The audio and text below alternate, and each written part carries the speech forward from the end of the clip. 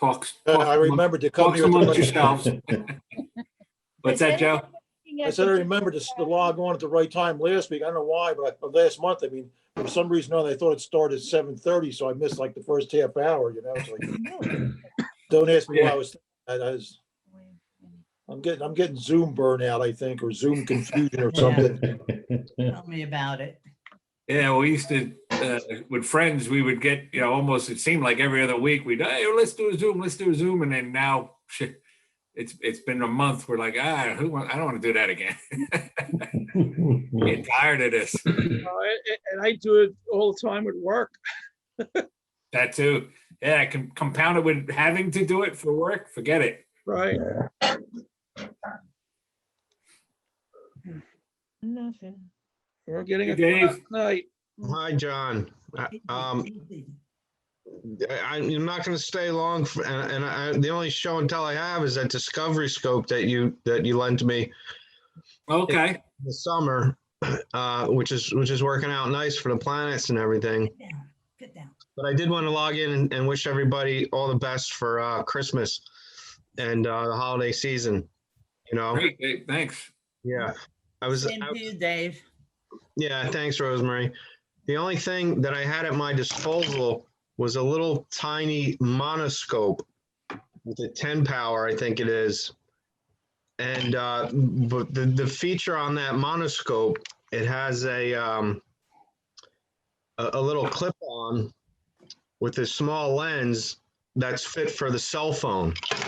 Okay. So prior to your generosity, I was just, like staring at hummingbirds and insects on the flowers and maybe the moon, but I'm really excited for this season, this star season next year with the scope. So, from the bottom of my heart, thank you very much for inviting me into the club and loaning me out the equipment. It's been a lot of fun with the whole family. That's awesome. Yeah. Well, you got the soccer field there is good for you. Except, what were those new lights they put up on that soccer field a few weeks ago? You're right. Were those portable? They were portable, yeah. Okay. Generally for the young kids, for the teams to practice. I was like, what the heck is that all lit up over there? I thought you were having a big party. Yeah. But then I actually got in the car and drove down, and I said, oh, those look portable. I hope they're portable. Yeah. Can you imagine if those were permanent? They'd be out there all the time. Yeah. Yeah, it's a nice little dark spot back there. Dave mentioned we have, as for our club members, we have a sort of a loaner telescope program that if once you become a member, we have some Dobsonians, and I'm putting together. In fact, I was going to talk about some of it tonight. I putting together some nice small little desktop reflectors. Little Dobsonian desktops, telescopes that are nice and easy and portable to use. So we'll be adding those to our loaner club loaner program. So did the bases work out all right on those? Because you were for the smaller ones. I was seeing if it would handle that 8-inch. That's SCP. what I mean. Yeah, that's to me. I would actually consider putting sort of a double fork, almost like a true Dobsonian base that you can then sit on top of a table or on a tripod. Just the single arm with the telescope tube, that it was just obviously too heavy for that. But it was something that was actually it worked. You could actually put the scope on there, and if you were going to do a quick test of the optics or something like that, but to have that as I'd be cautious to loan that setup out to anybody, because you'd be afraid of it actually falling over. It's so heavy to the side. A 5-inch or a 6-inch SCT would work on those bases, I think. Yeah. Weight-wise, but we have some smaller reflectors that were donated, and they were on currently on like the Alta or the polar mounts. And they're just, I could see somebody just being sort of discouraged and wanting to borrow those where you can have a nice little easy tabletop mount that would be probably better for, the beginner and people that would want something that they can Sure. bring to a campsite or, out to the backyard real quick. So, I think it's better for young kids too, like Yeah. children. and I tell you that scope we have from, that we had gotten from the Astronomers Without Borders, yeah. that's a 130 millimeter extended refractor. And that's a great little scope. I mean, we have that currently in we're going to update our list of telescopes that we have available to loan out, but we had gotten that one a couple years ago. So, and I actually bought 2 more of those, but I'm going to give those as gifts to my, I have a nephew and a niece that live out in Pittsburgh, and they're at, that age, 9, 10, 11, 12 years old. And these telescopes are perfect for that. So You're lucky you got them because they're on back order. yeah, well, I ordered them. I ordered them in September, and Yeah. I got them like 3 weeks ago. Oh, I man. think a good percentage of electronic and optical devices for us right now are all on back order. Yeah, everything. And if they're not on back order, the prices went up. Right. Because Unfortunately, even the I've been- thing I'm gonna show, the wheelie bar, and I went on the website where I bought it and it was like $60 more than what I paid. So I was Yeah. like, yeah, that's so wrong, Yeah. fielding a lot of calls. People asking about telescopes for Christmas, and it's been this whole past month.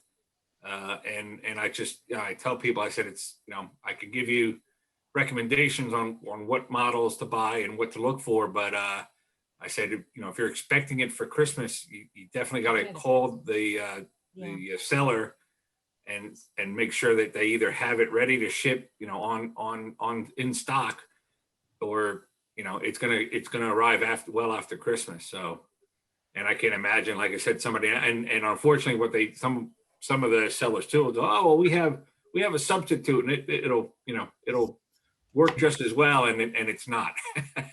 Yeah, and then you have, I got the flyer for the store down by us, Lidl, and they Uh-huh. have one for $29.99, So you can just imagine how good the optics are on that, Yeah. Yeah. And a lot of people will buy it only because it's there, and they'll say, oh, look, it's Yeah, a it's a telescope. telescope, and not realizing Yeah.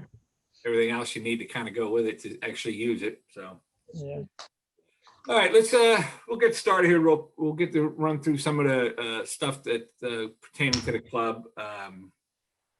Just to remember, we had No, sort of no.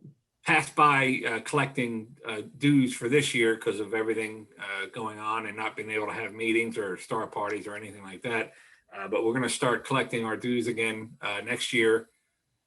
And so any, obviously recurring members, you have up to March 31st to renew your membership, and it's $15.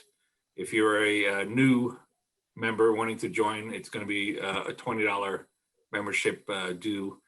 And then, of course, after March 31st, everybody will be, if you hadn't paid up yet, everybody will be considered a new member, and it'll be $20 for the year. We are looking, we had our newsletter editor, Chris, had said he wasn't going to be able to continue putting out the newsletter. So there may be some interruptions in that. He did a great job with the newsletter. So it's going to take us a little bit to keep up with that and put something else. We'll try and put stuff together. But if there's delays and some missed months, we don't get the newsletter out. That's the reason for that. And Still I said looking we're for still- volunteers for a newsletter editor.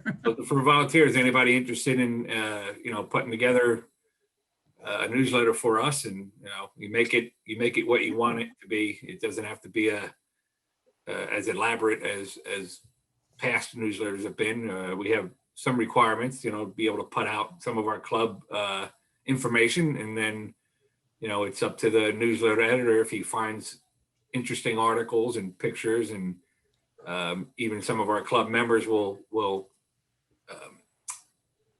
give some of their perspectives and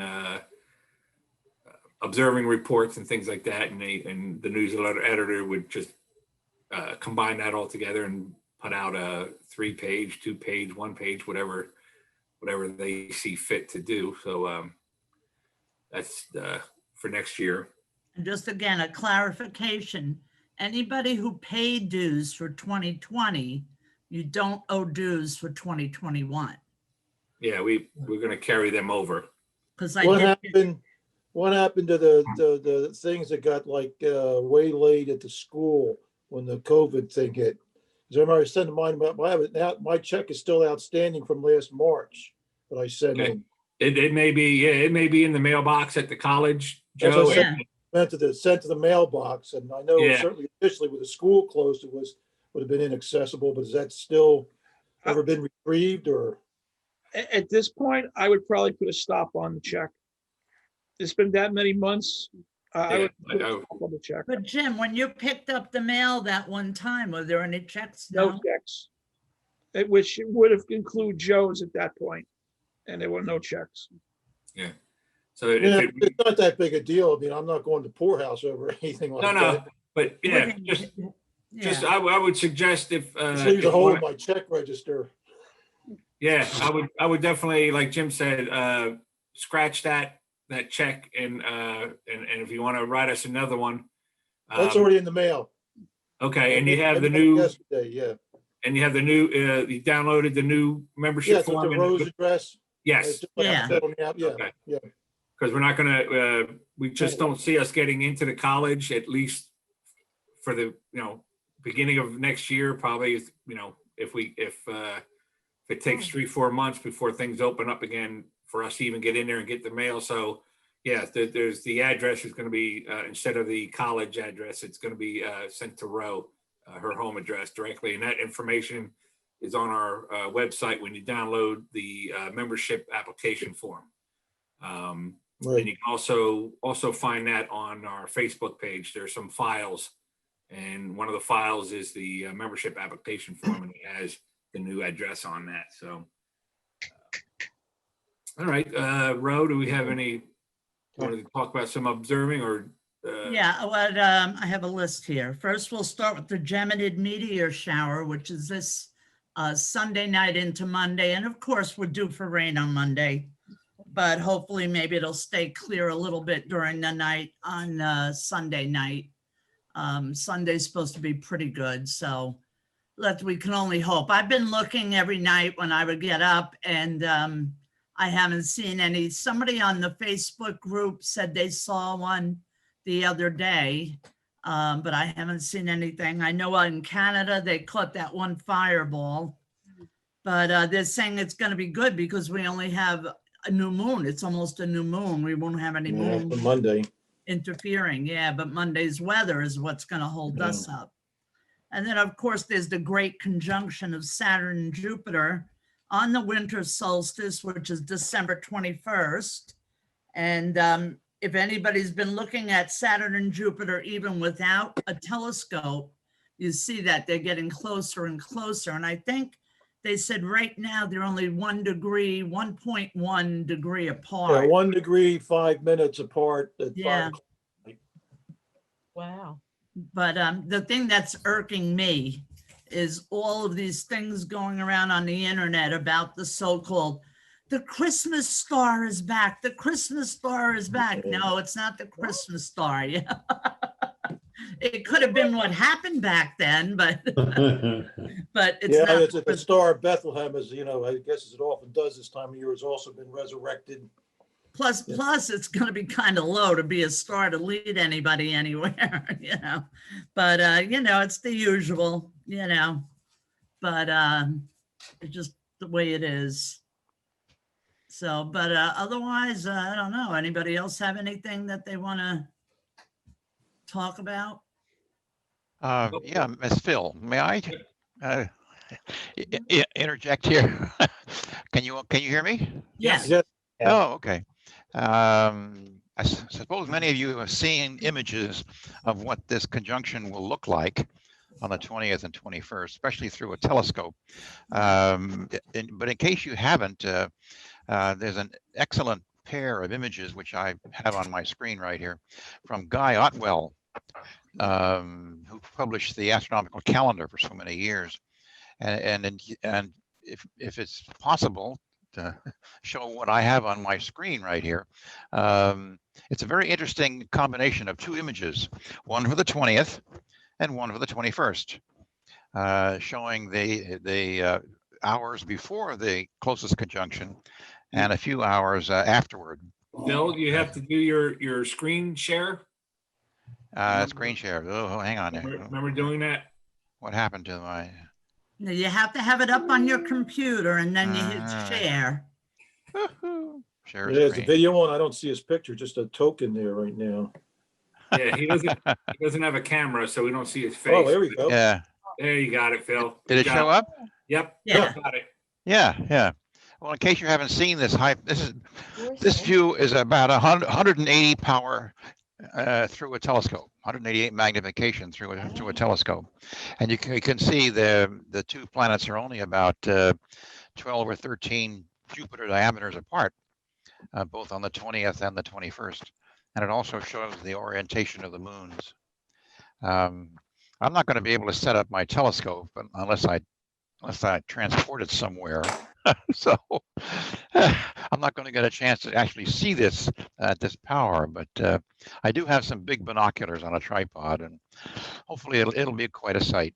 On the, Now we got to hope for good weather. yeah, I know, but of course, as we can keep in mind, it's worth looking at 3 days before and even 3 days Yes. after. So Yes.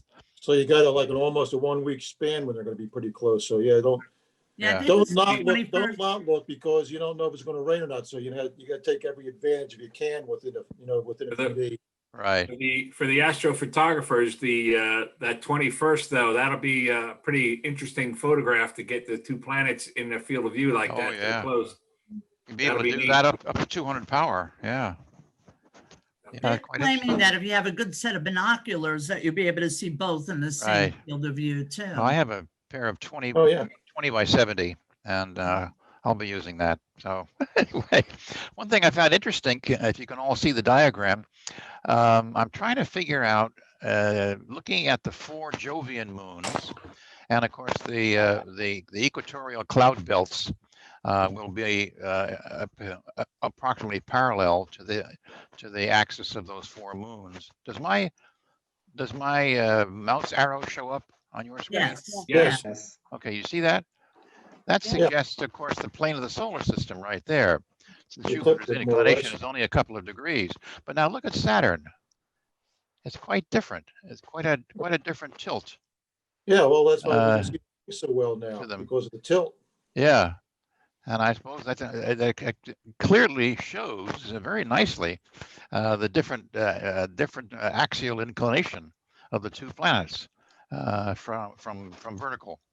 In the case of Jupiter, it's about 2 or 3 degrees, but it must be a lot more for Saturn. I don't know what it is, but it must be a lot more for Saturn. Well, what does I think it's Saturn quite peak out? interesting. About 27 degrees or something like that? For Saturn? Yeah, Yeah. the greatest tilt. Now, we're a little bit past that now, but Yeah. it's probably still in the 20s, I bet. Sounds about right. Yeah. Well, anyway, nice images. I think they're quite nice. Okay. Yep. All right, I'm well, done. I'm going to It'll show. still be neater seeing it for yourself when the time comes. Yeah.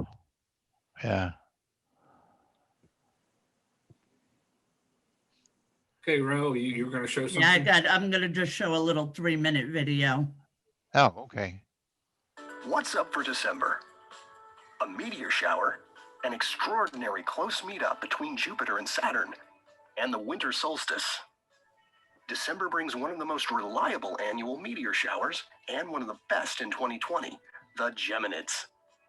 This shower is active from December 4th through the 17th as Earth plows through the trail of dusty debris left behind in the orbit of asteroid 3200 Phaeton, which might actually be a burnt-out comet.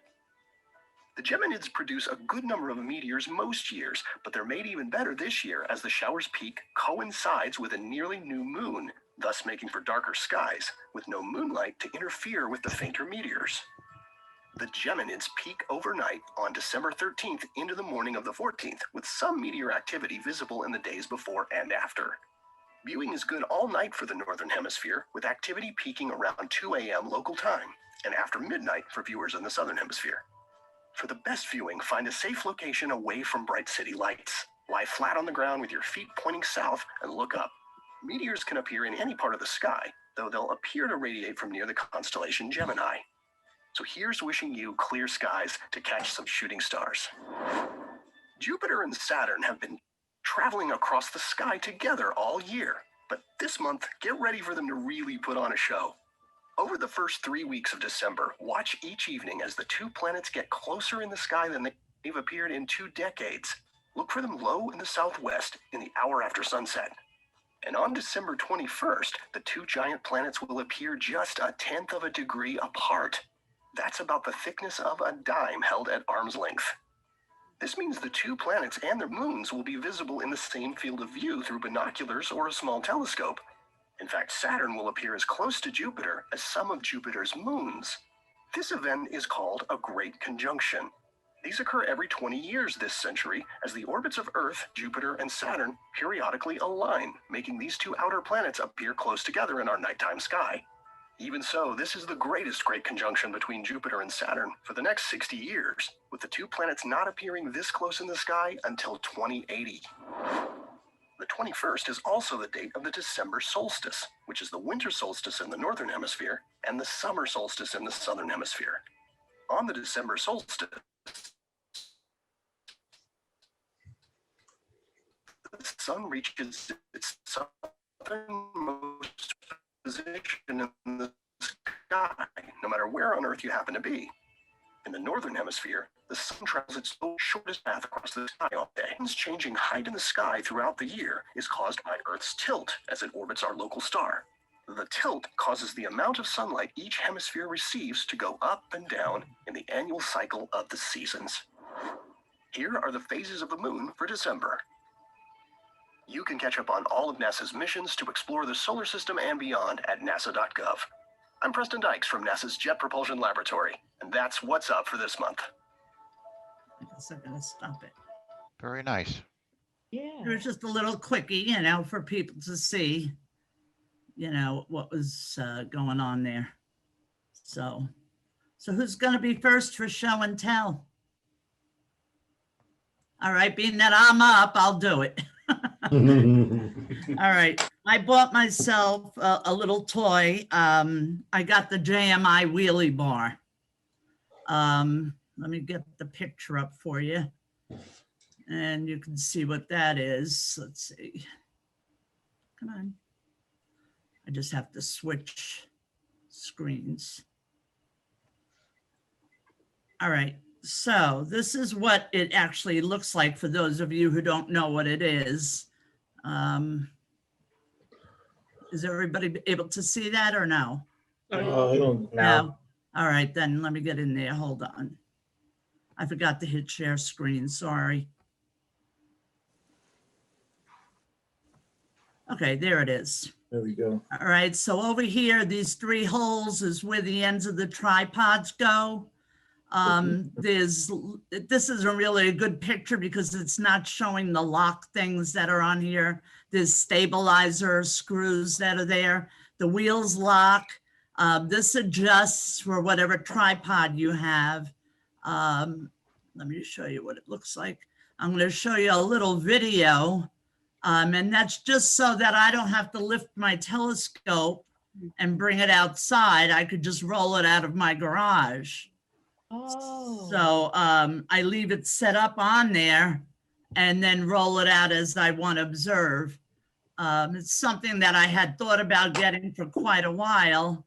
And now with the COVID and us not doing star parties and stuff, you know, I figured, well, this is a good time. I don't know if this is it. Yes. So that's for your main scope or your spare scope? My main telescope. Yeah. Yeah. Here, I'll show you this guy. Go to scope. Looking at the JMI medium universal wheelie bar. Of course, my internet's going to act up now.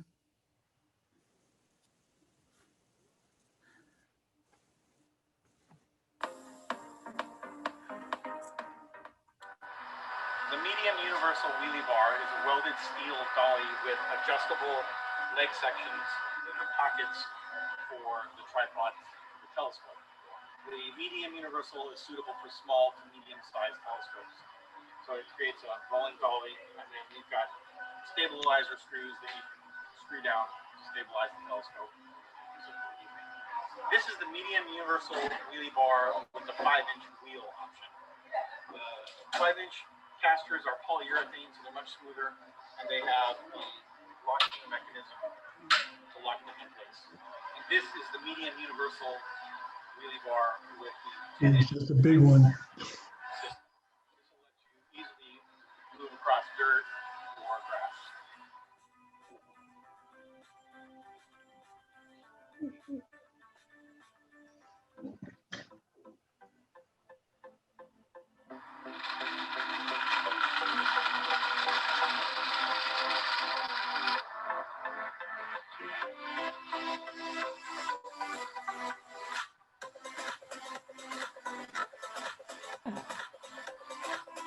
Hey, that's really cool.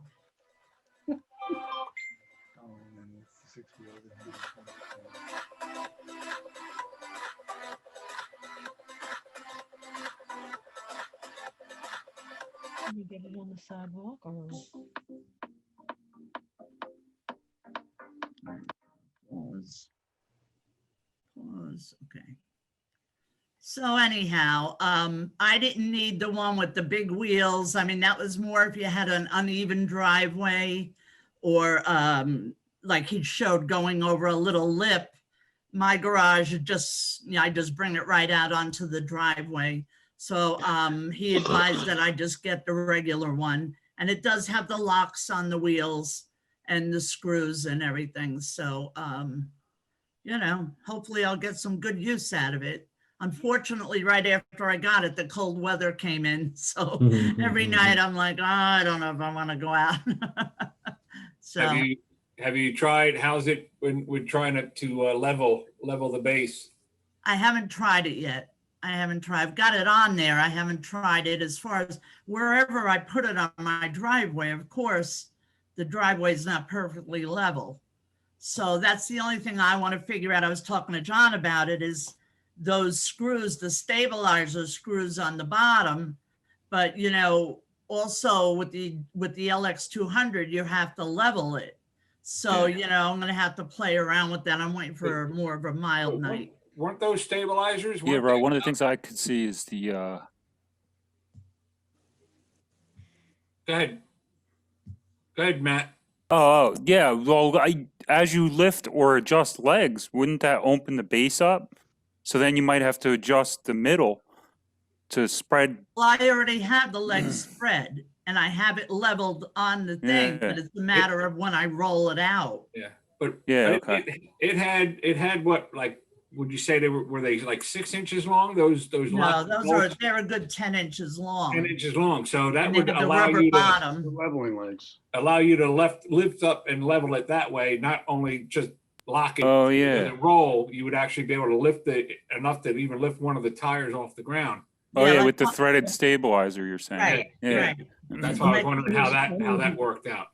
Yeah, no, I haven't tried that yet, but I'm using Yeah. this from Harbor Freight. I put them on the wheels. I can wheel them inside around the house to get out to the back door here. This saves my back. These are like $4 a piece over at Harbor Freight, and it's got a hole in the middle, so the bottom of the scope leg fits right in the hole, so it's secure, and I roll it right out to the back door there. Works great. that's And then good. then you lift it off and set it on the ground. Yeah, onto the back deck. And then they're great. They're metal and, you know, Plus, it saves you time if everything is set up, like what Ro was saying too. If it's already set up and you're able to have it out at, roll it out the door and have it ready to go, that's a neat option. yeah, it is. And I mean, eventually that's probably the way my scope's gonna stay, because I don't have an observatory. And as I'm getting older, it's gonna get to a point where I can't lift it anymore, so it'll stay. I mean, I was smart enough back when I bought it back in 2001, John, we got them? Yeah. You and I was gonna get the 10-inch or the 12-inch, and I'm like, no, I think it's a little too big. So I'm glad I got the 8-inch, it served me well, and it still is serving me well, And I was out with John a few weeks ago, and he's like, oh, to lift it up into the truck. Whereas he used to just pick it up and flip it in there. Yeah. Time's catching up with us. Not only is time catching up, but like I went from a low car that had a low bumper hatchback that I was able to pull the telescope out nice and easy. I have a pickup truck now, which sits much higher, and not realizing getting this telescope in and out of the back of the pickup truck is getting harder and harder. Does that have like pegs where you can sort of position it precisely? Like when you take it on, just go to the same place so that you have polar alignment still? I'm sorry, I had to let the dog in. What was that? Does it have like pegs or something that you can position it? Like if you put little holes, like so that you bring it out, you roll it out to the same exact position. If it, I thought the picture, did the video have pegs or something on it? Yeah, it has stabilizer pins on each leg. They're about, I guess, 10 to 12 inches long, and they're very heavy duty, and you screw them down, and when you do, there's a rubber pad on the bottom that, like we were saying, you might use that to level it. And you do lock the wheels, of course. To help for polar alignment, though. I mean, you can position it pretty accurately. I wonder if you can get pretty close. You could probably get it close, but once you change the position of the item, it's not going to stay the same. So you're still going to have to do an alignment. If you go back to the home position, you're still going to have to do the alignment. I would think so, because depending on when you're putting the legs down, you may not have it in the exact same position as you did the last time. When you're doing the adjustment on all three legs to stabilize, to balance it.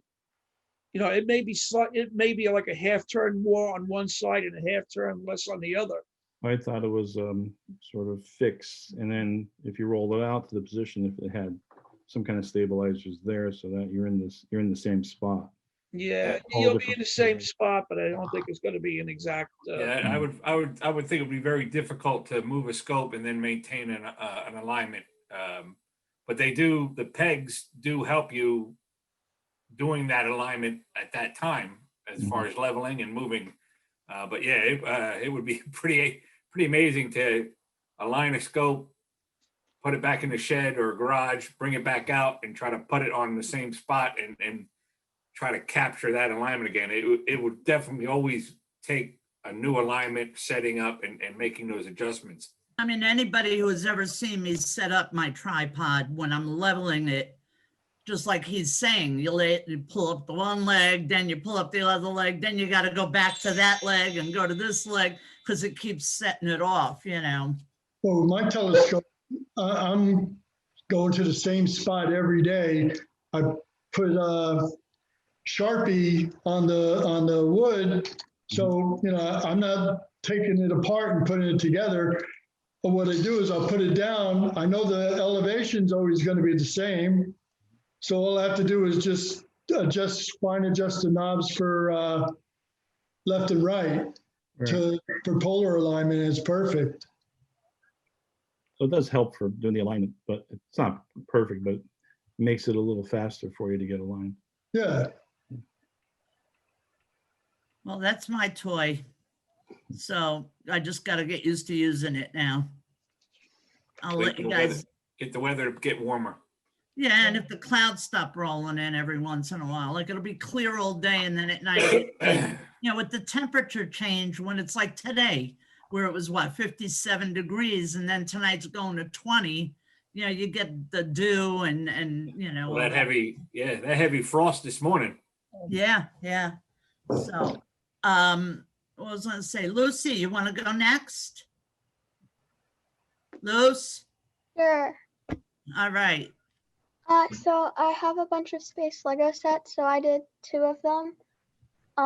I just finished the one, but I did this one last night, and it's the International Space Station.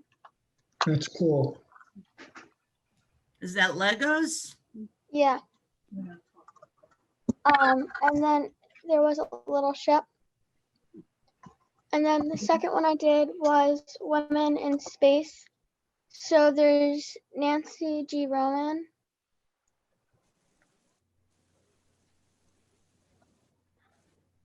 Margaret Hamilton, Okay. Oh, cool. and Mae Jemison with Sally Ride. How neat. And those are like special edition, right? For the Legos, special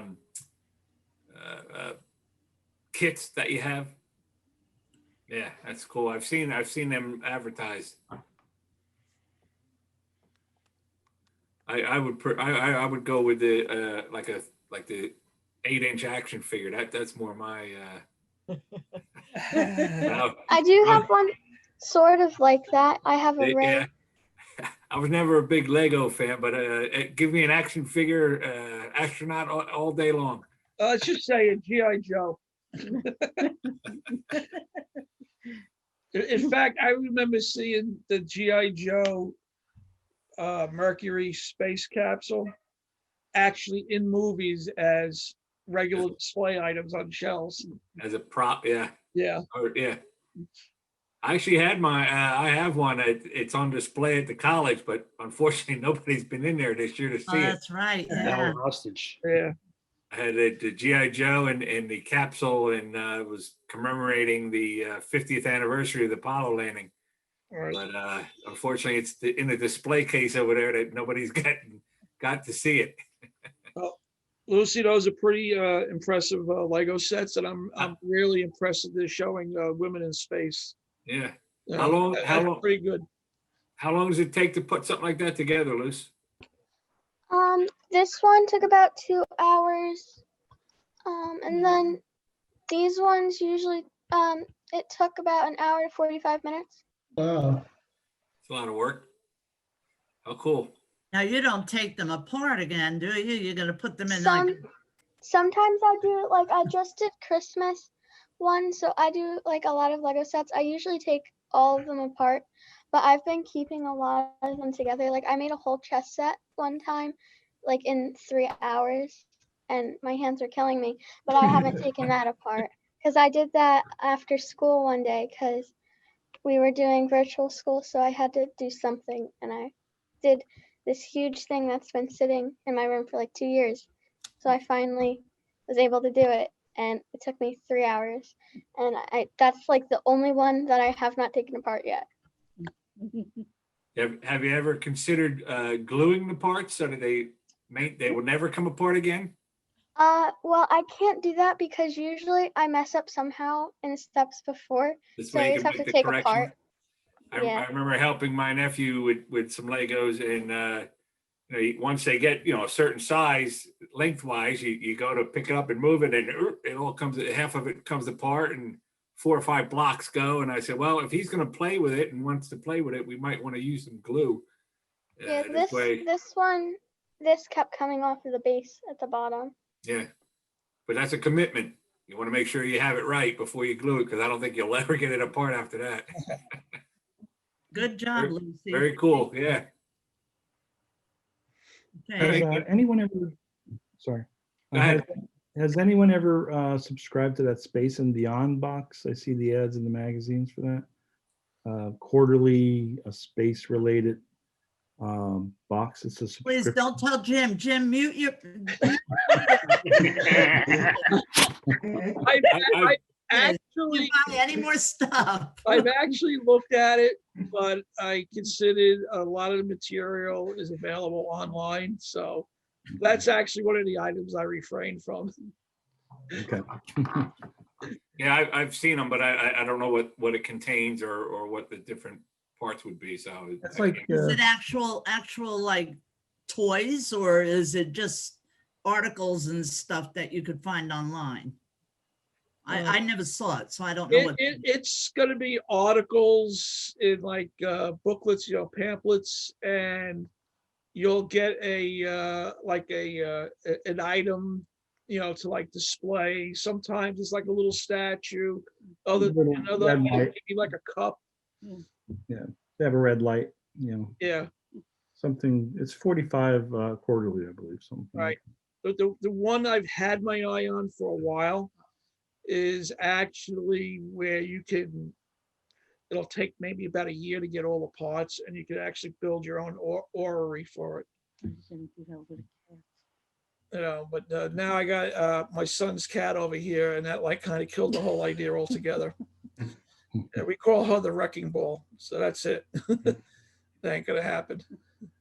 All right. I know that there's probably people that have lots of things they want to talk about. So does someone want to go next? Jump up, raise your I'll go. hand. Stan, you're up. Yeah. You got it. Yeah, so I went to, I don't know who else attended the NEAF this year, the virtual NEAF. So I was lucky at NEAF this year because I don't know if you can see it. I won the second place, which is that Explorer Star Sense. How cool. Yeah, so that was lucky. I won the raffle for that, which is neat. The scope itself is very small, but the Star Sense, I was surprised with how nice it works. It works with your phone. You put your phone in there, and the phone is using the camera and sensing the location from the stars it sees, and then you push it in the direction.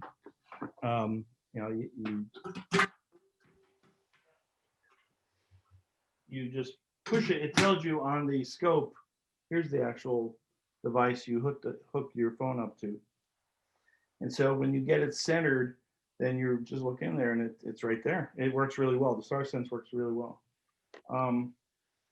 So that I was really happy to get that. I'm going to actually give it to my grandson, probably in 2 years. He's a little young right now, but he's very interested in space. So, but he will be getting that. I have, in terms of instruments, I don't know if you can see this. Can you see that? Okay. Yeah. Yep. That's my Lunt 50 millimeter solar scope. And I have an EQ5 and an EQ6. I ended up buying the EQ5 because the EQ6 is too heavy. But I'm holding on to it. I'll have to, I've been thinking about putting a pier outside, and I have down here, I have a 120 millimeter Skywatcher refractor. And then I have a 10-inch Dobsonian over there, but I use the 120 a lot. That's what I like to use. I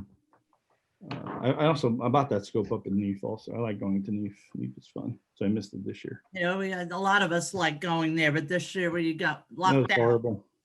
horrible. So I like using High Point Scientific to get my stuff, and they're really knowledgeable up there. They really help. So that's some of my instruments I have. Very cool. Yeah. So that telescope, the Star Sense, so there's nothing electronic as far as No, moving. just the Star Sense unit. No, actually there isn't, because that's just attached, and you put your phone in the cradle, and there's a mirror there, so it reflects back up, and it sees the pattern of the stars, and it determines where you are. It knows where you are, and then you can punch in on your phone what you want to view, and then it tells you directional. You push the scope in that direction until the circles align. They turn green, and that means when you look inside the scope, the eyepiece, the object would be there. So Works is very is good. it an app that you have to put on your phone that? Yes. Yeah, Yeah, it's okay. an app on the phone. Yeah.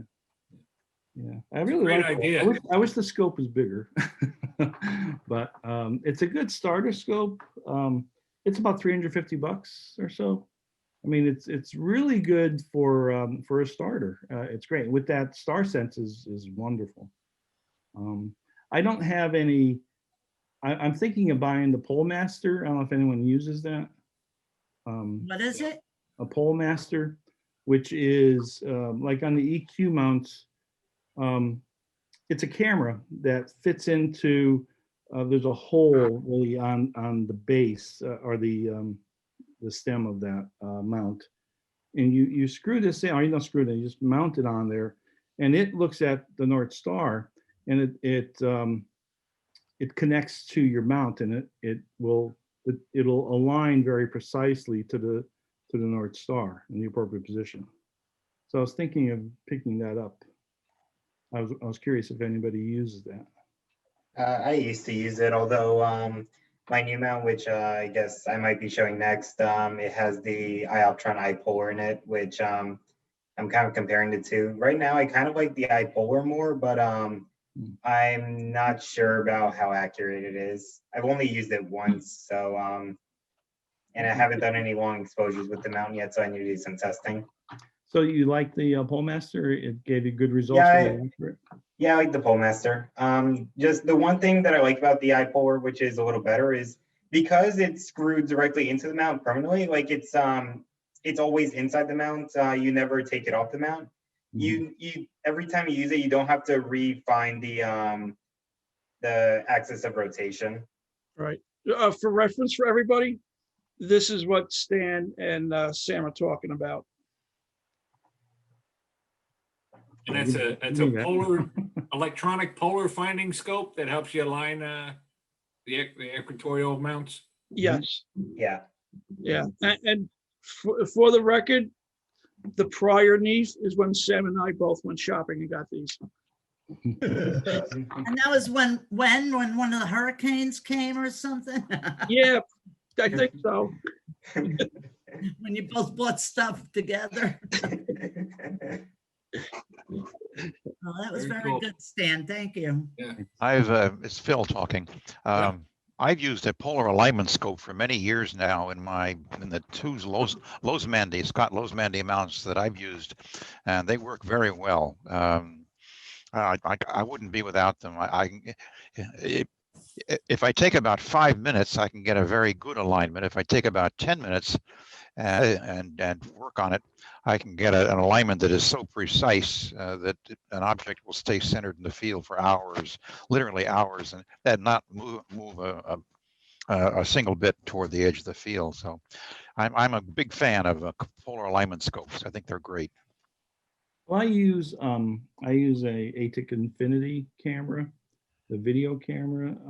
I'm actually looking to get a cooled camera, but it comes with tracking software, so it does the stacking automatically. It's a video camera, and it will automatically stack the images so you can see. It'd be very good for a star party because if you're doing deep sky stuff, it will start to bring out. You can see in real time the object coming into focus really well, and you can start to see the colors come out. It's a really good scope for star parties, that kind of thing. Thank you. Yeah, and that's all. You monitor that on your laptop. Mm-hmm. Yeah, probably be pretty interesting to do something like that virtually to be able to show, a live view of an object like that. Yeah, over like a virtual meeting, like what we're doing. Yeah, the camera does have that capability. The software that comes with it has the capability. I haven't tried that yet though, but it is built into the software. Cool. Good to try it.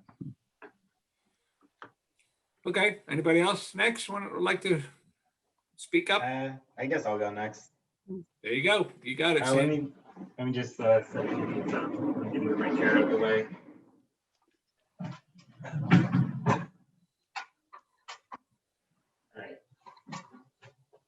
That's a nice mount. Beefy. Gonna set up a light. Get ready for his 50-pound scope. Yeah, so this is the Ioptron CM70. It can, as its name implies, it can hold a 70-pound payload. And so far, I like it mostly, except for one little thing which I'll talk about. Actually, I guess two little things.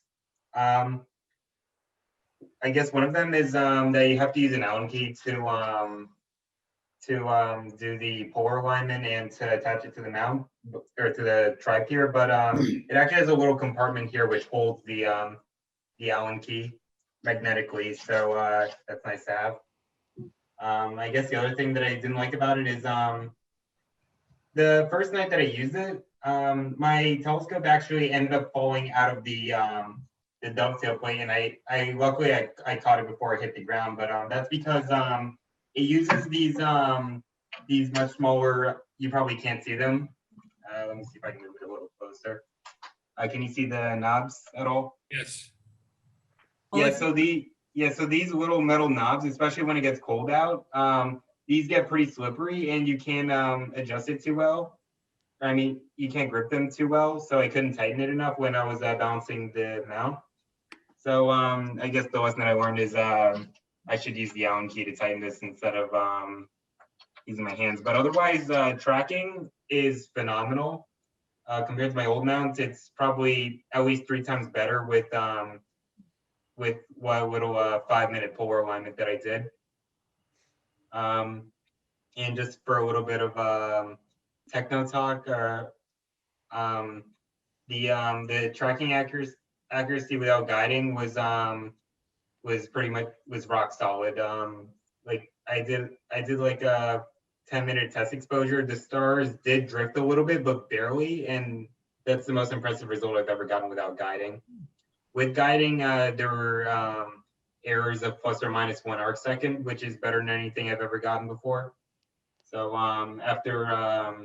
after this semester ends, I'm looking forward to testing them out this winter. Oh yeah, and one more thing. For those of you who have been with me when I've been doing astrophotography at Allen Beach, you'll know that my mount usually has a rat's nest of cables hanging off of it from from the camera and the dew heaters and all that.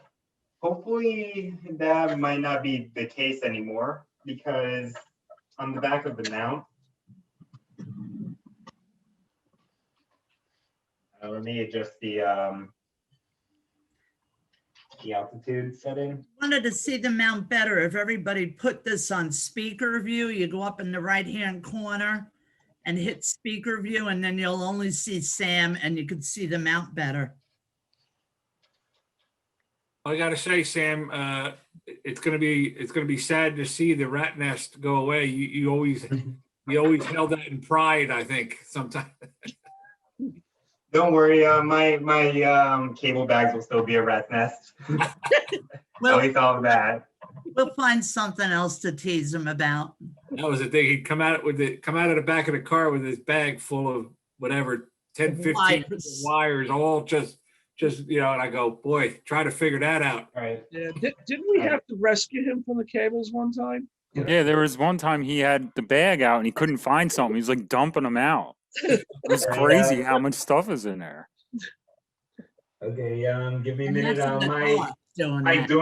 My dorm decided to schedule a meeting at the exact same time as this one. So what I'm doing is I have it open on a different computer here, and I'm recording it so I don't have to pay attention to it, and I can just listen to it after this meeting.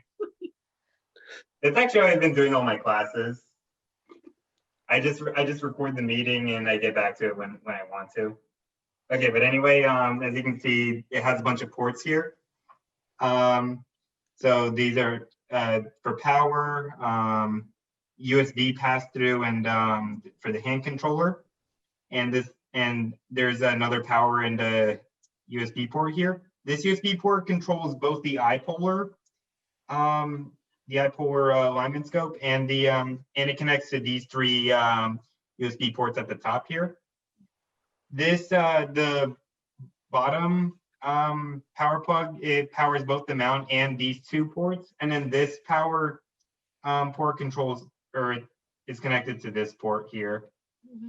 So I'm hoping to kind of organize my cables a little bit better. So for example, I can power my dew heater by connecting it to this and using this cigarette lighter adapter. And now, and this should also take care of any issues with the weight from the cables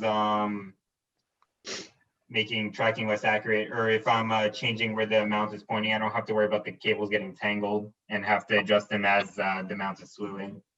So you're able to supply power to the one plug and then utilize the other plugs, so you're not having individual wires running up from a battery pack or something.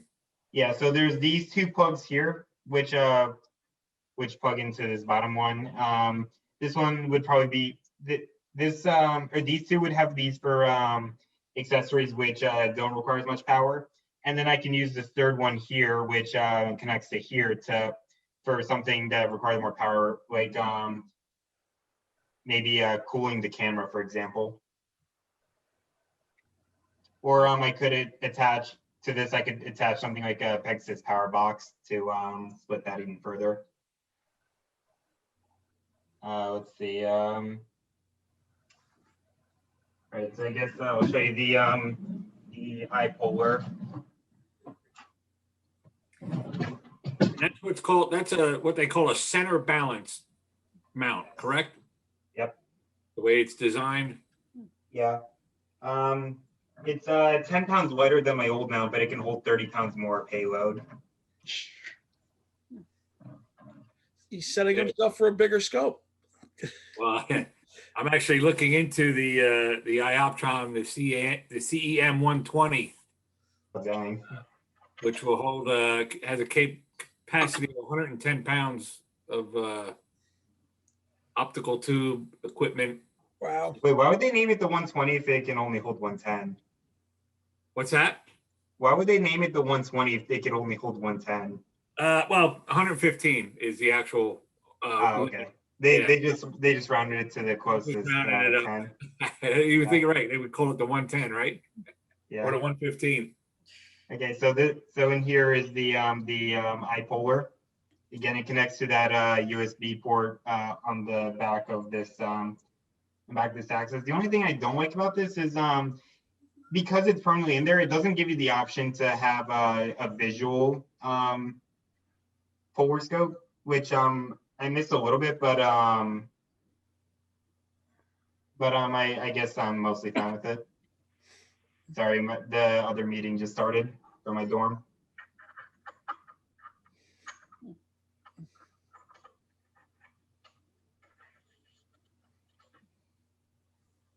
So what you said there, Sam, was that you either have no polar scope or you have to have an electronic one. There's no visual. Actually, I don't even think there is a way to put an optical polar scope in this. I think it's electronic or nothing. But honestly, I'm pretty fine with that. Yeah. Just for future reference. Actually, so that meeting that my dorm is having, I think I'm the only one who showed up. It was a mandatory meeting as well, so hold on. Let me just give this a listen real quick and just make sure what's going on. Okay, so they're just talking about how to move out for winter break.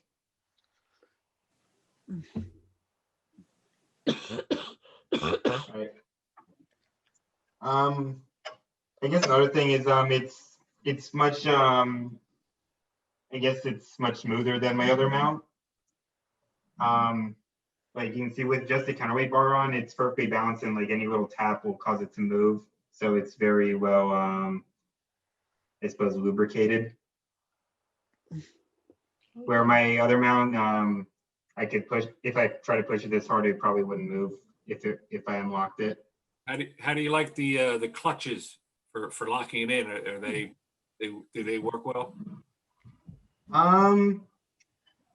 Honestly, yeah, they work well. It's just honestly a little bit scary compared to the other one, to my other mount, because with the other one, you just tighten those as much as possible, and it's some sort of a friction lock. But with these, when you unlock them, you actually can feel the gears unmeshing, and if you try to lock it when the gears are misaligned, then you can feel them grinding against each other. So you have to be a little bit careful, especially if you're not balanced, because then if you try to unlock it, then the mount might fall in one direction, and it might grind those gears a little bit. Yeah. So as far as you know, it's actually not a clutch, it's an actual engaging of the gears. Yeah, that's what it feels like anyway. And I saw a video of someone working on these gears from the CM60, which is the predecessor to this mount, and yeah, it was the same system. Right.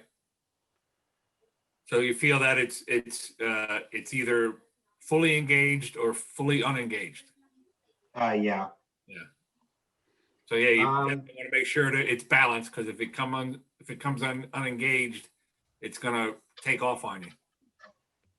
I'm not sure if I could replicate this here, but I guess another thing with this mount is if you're adjusting the altitude, sometimes you can get it to squeak really loudly. Let me see if I can get that. Yep, there we go. Sounds like my knees.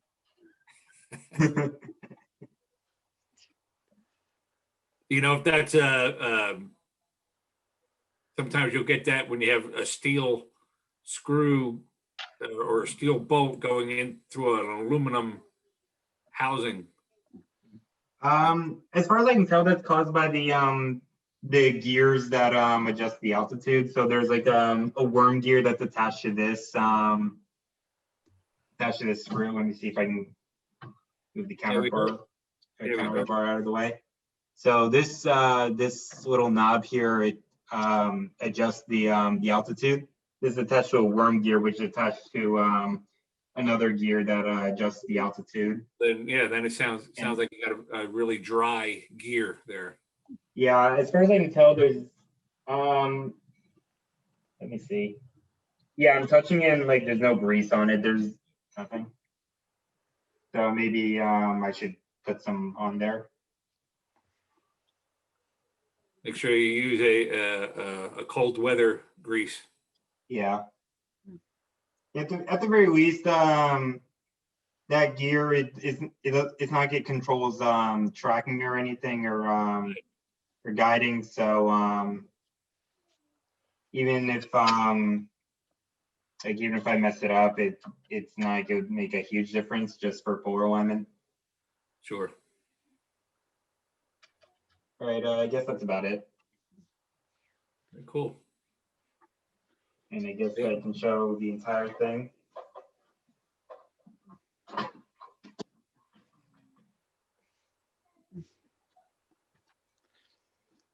And you like the tracker? You have the go-to feature with that, with the hand paddle and the objects locating. Yeah, I liked it.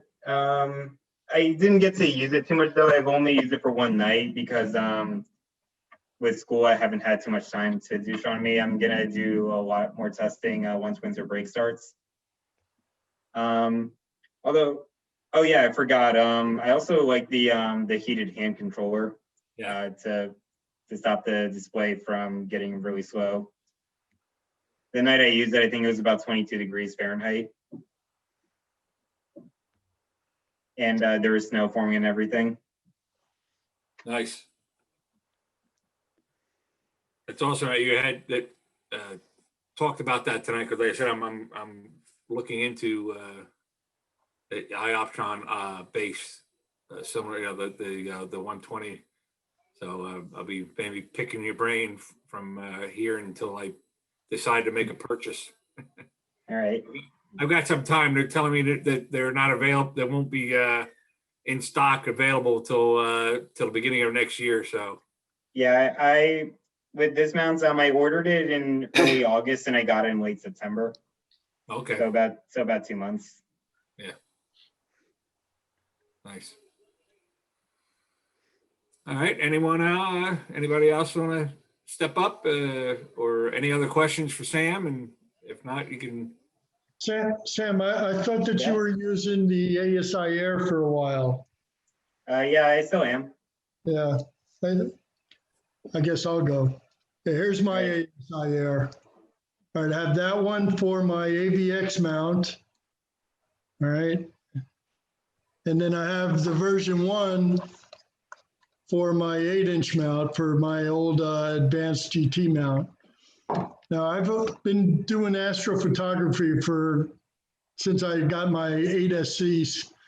And when I started doing that, I was getting 30 seconds of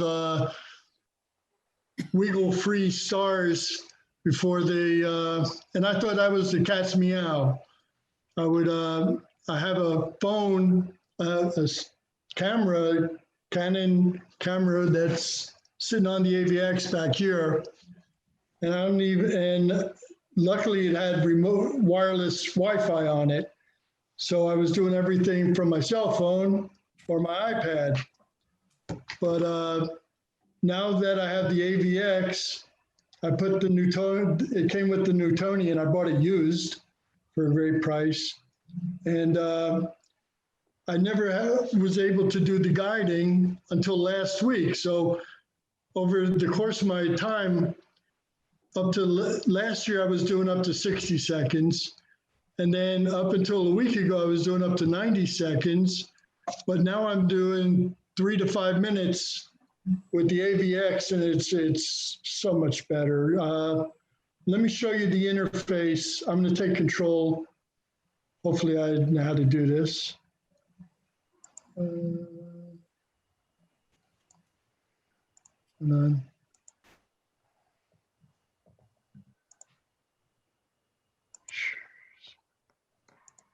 Hopefully you guys see that? No. Not yet. Ro, does he need any special thing to No. share his screen? You have it up on your screen on your computer? Yeah, I'm gonna go back here. Share. And then find it. There you go. There you go. All right, that's the interface. That's on a Android.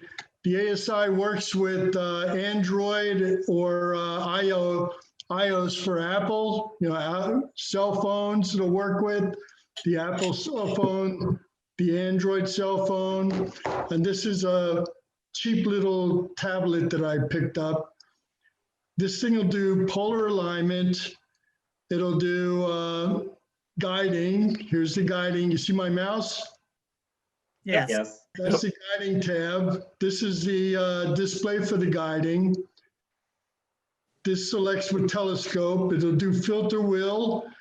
It'll also do an electronic focuser.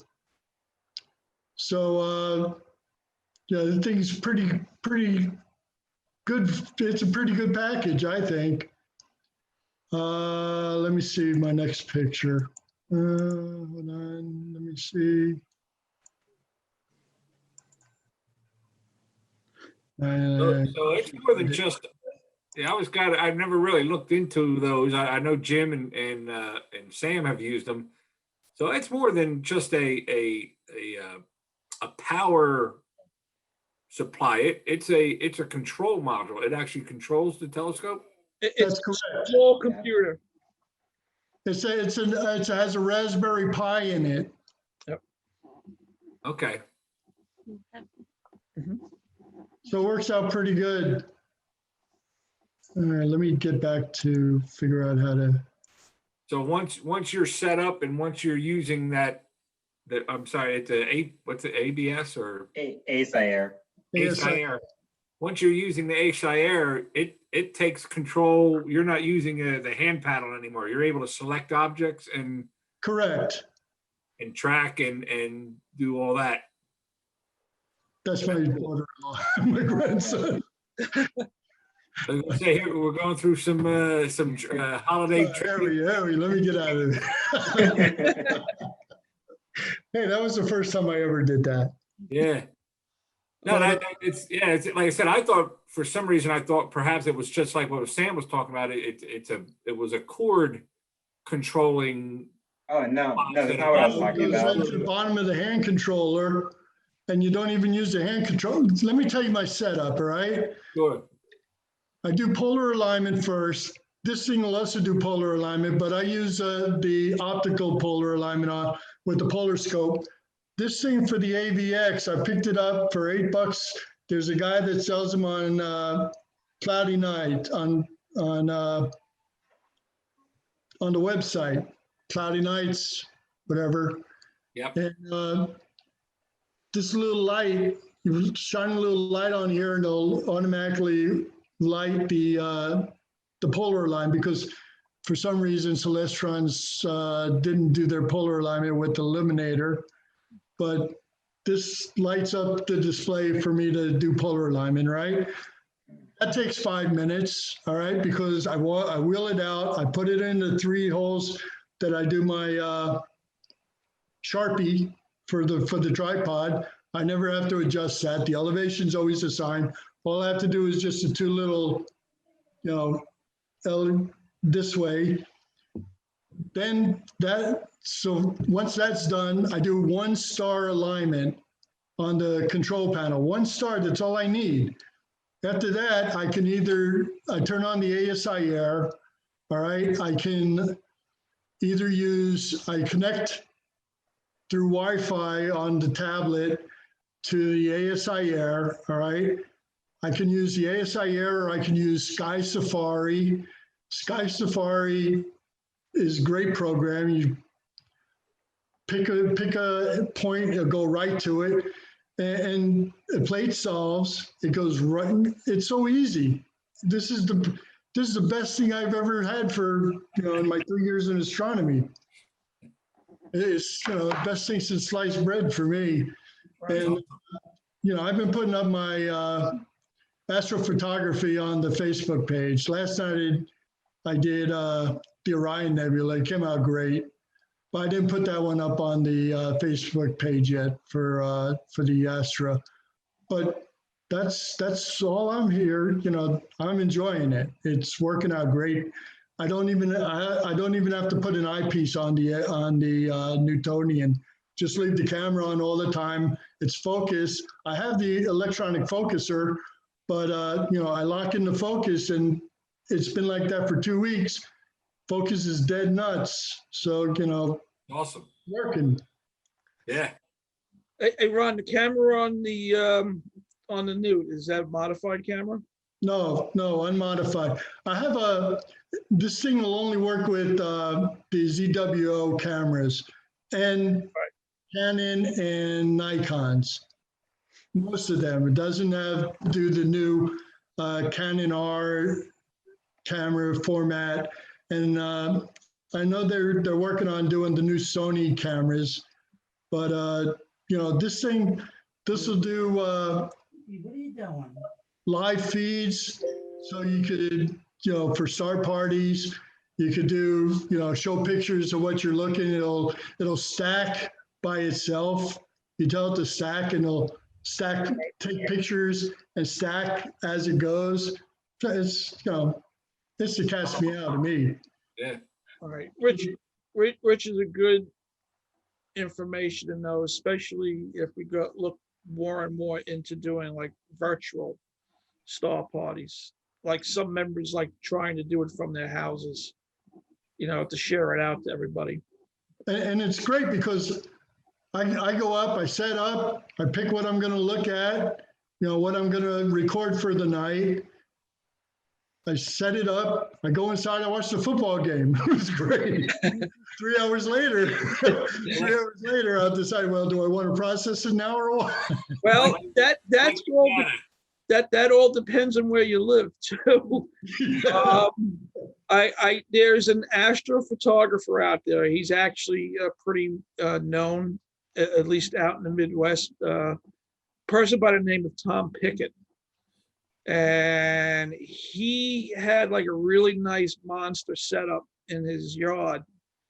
And when he went in to go check on the cat, that was, I think, in labor at the time, when he came back out, he saw his entire rig going away on the back of the pickup truck.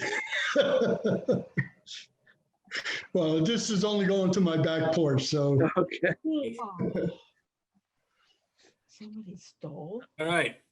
Anything, any, more? One more thing, John, Yeah. sorry. Go ahead. Ron, that attachment you got for doing the polar alignment for the AVX mount, me and you gotta talk about that. Yeah, there's a guy on Cloudy Nights that sold it to me. He makes them. Yeah. And it's only like a Right. photo tape in there. And all I do is I take the flashlight and flash it on there, and it's good for like a minute or two, just for me to put it on the front of the poloscope, and it's good to go.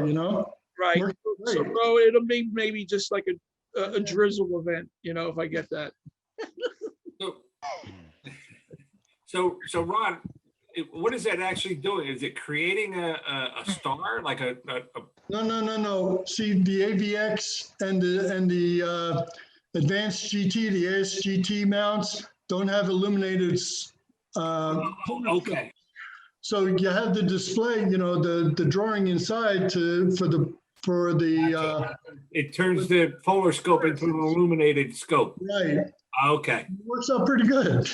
Yeah. No, for some reason I thought it was generating like a star that the camera was gonna then align to, and I'm like, well, how does that actually work? So you're just creating, lights up the scope. Yeah, you're creating the illuminated Yeah. radical, so you can see the positions and stuff.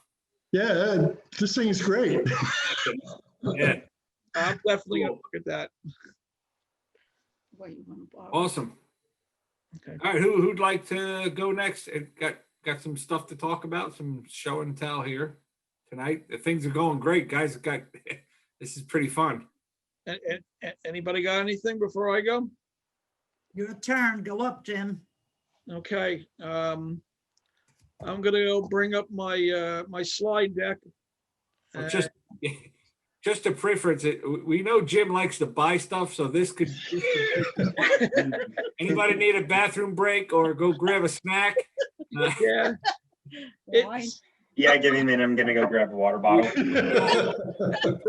I'm trying to catch up on a lot of lost years. We preferenced the meeting of showing us your new toys and stuff, and now that it's Jim's turn, this could go for a while. Right. Okay. I'm just and don't forget, he won a PST. I've got that in there. Okay, so I'm gonna start from the current slide I'm on, and going back to the Jupiter and Saturn conjunction. Most likely, this is how it's really going to look. As we get closer to the date, of course, the clouds are going to come into Tom's River, and Sherlock and Watson are going to be, looking at those astrophotography guys. There's the three of us there, Sam, Jim, and Ron. And of course, it has to be Jim, that's causing the problems. I haven't bought anything since November. I've been good lately. Okay, so this is my show and tell for today. And we got started, Gloria and myself, her with her binocular set, and me with my Celestron AVX Series 8 Newtonian. It's can be a bit heavy in this particular setup.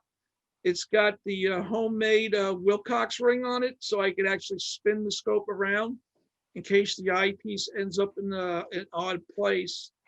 And one of our other members, Vic, actually helped make an improved version of the Wilcox rings instead of the rubber tubes that I had on there at the time, and that worked out a lot better.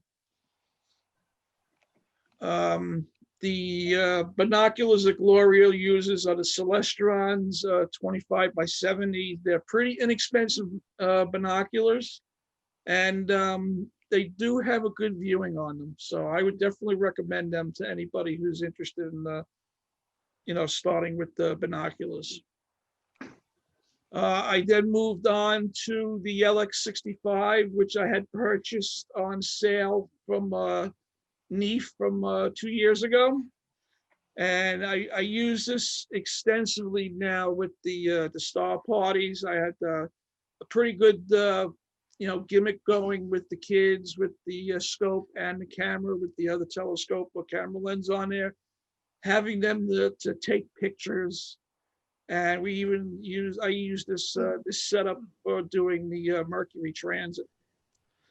I am looking to make an enhancement for this because a couple of at a star party and actually at a library discussion, there are people that were talking about, visual deficiencies where they actually can't use an eyepiece.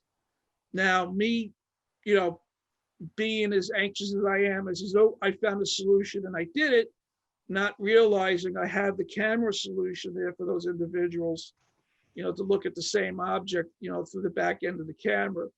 But I went ahead and I bought the Revolution Imager, which is a camera with a display screen. So I will be testing this out, hopefully soon, with the different scopes we have. And supposed to be able to have that piped out, on an internet connection as well. I still have to check that out. I haven't had any time to look at it, but this is the device that I can use at star parties now for those individuals that can't use an eyepiece. Okay. Well, Jim, if that's you're seeing that, are you only seeing that on that little screen, or is that doesn't come up on a laptop then? There's supposed to be a connection where you can bring it to a laptop. Okay, I was going to say, because then you could just do a share screen and whatever's on your laptop would be right on virtual. Okay. Mm-hmm. Yeah, it's still actually in the case. I haven't really done anything with it, so it's going to take me a little time to catch up. And the beginning of COVID, I went out and bought myself the Lunt Solar Telescope, the pressure tuned version. That was after some consultations with one of our solar telescope members, Bill. And I like the scope. I got to do a little bit more. Along with the scope, I had got the Skywatcher Solar Quest sun tracking mount. The mount works great. And I would definitely recommend it for anybody doing solar observations, because it just goes right to the sun. And as Ro alluded to, a couple of months later, the Easy Line Astrophotography group that's on Facebook that I've joined a little while back. I took a raffle out on the Coronado PST solar telescope, and lo and behold, I was actually the winner. So now I have 2 solar telescopes, and I'll probably use that on my Skywatcher All View mount that I use for some astrophotography and panoramic photography as well.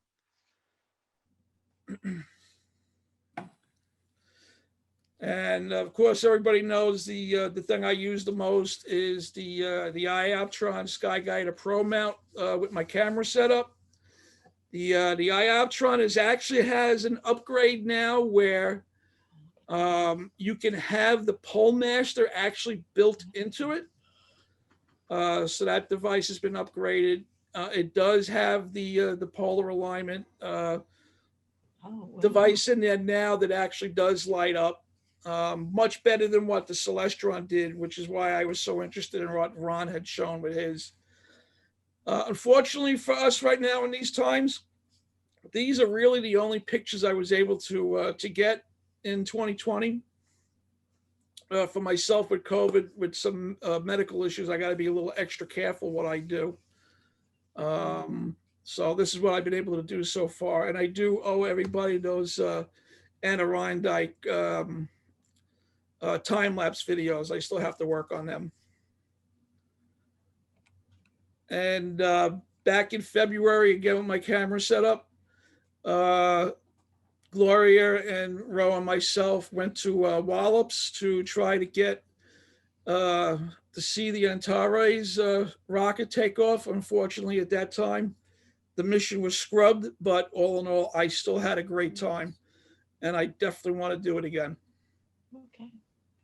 And they too are on lockdown. Oh, boy. Um, Oh, and look at the shots he got. just for giggles, these are some of the last photos I took for 2019 with just the camera setup, no telescope. This is all, camera lenses. Wow. Wonderful.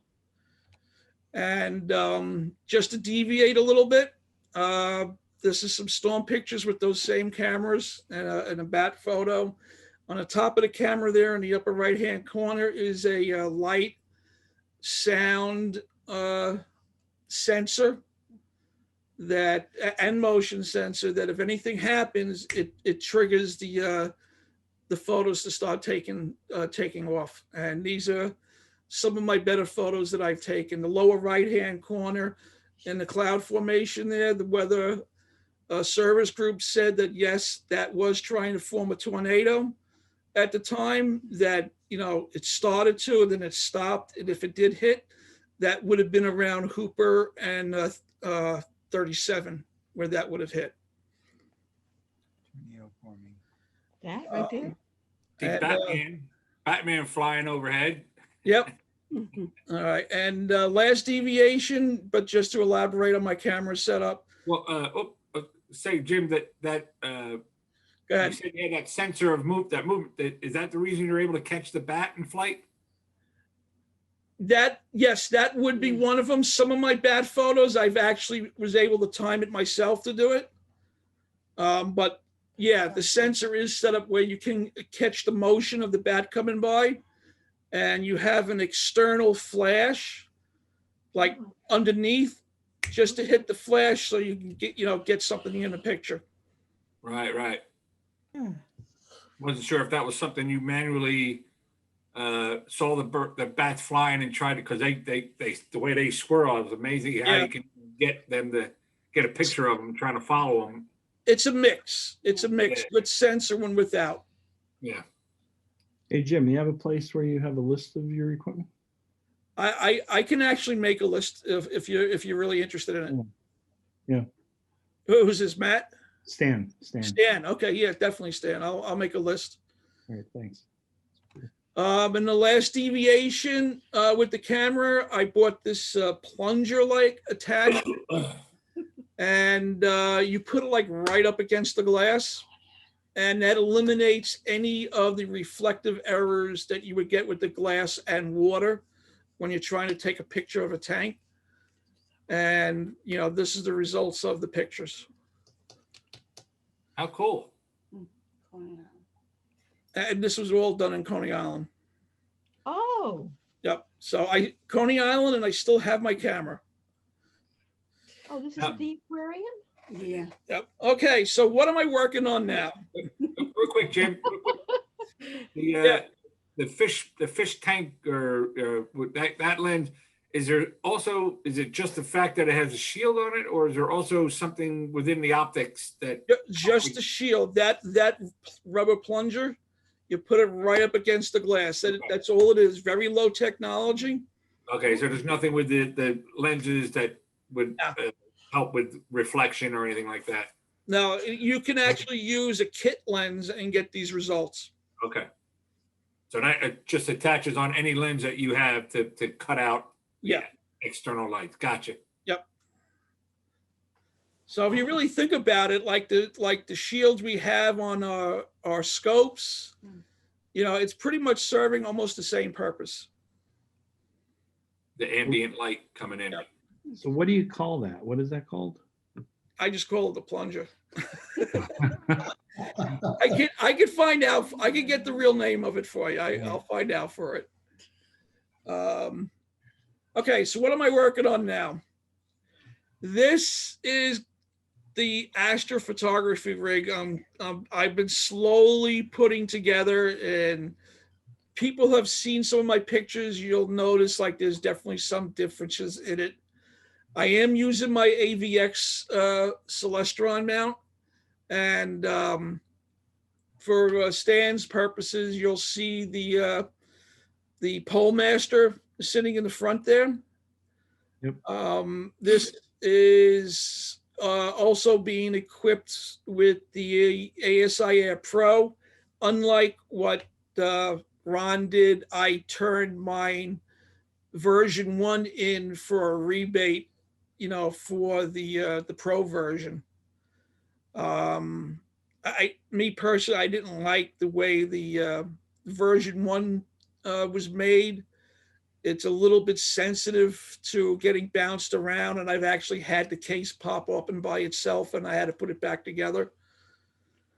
So the Pro is definitely a beefier model, and The Wi-Fi is Is that good. Williams Optics? Or- the scope is a Williams Optics Z61. That's the generation 1 Williams Optics Z61. They came out with a newer model. It's the newer model, sort of like a mutated Red Cat. They tore the Z61 apart a little bit, and re-engineered it to it looks similar to the Red Cat. Jim, Yes. do you have the range extender for the ASI Air? You're talking about for the off-axis guiding? No, hold on. Oh, okay. Yep, I got it. Yes. Hold on. Because the range, you'll find the range on this is nowhere near as good as the one on the V1. Right. You're only Yeah, going to get definitely. like 10, I got it. max. Yeah, I definitely got it. You can't stop the signal, Mal, and you'll see why I said that in a second.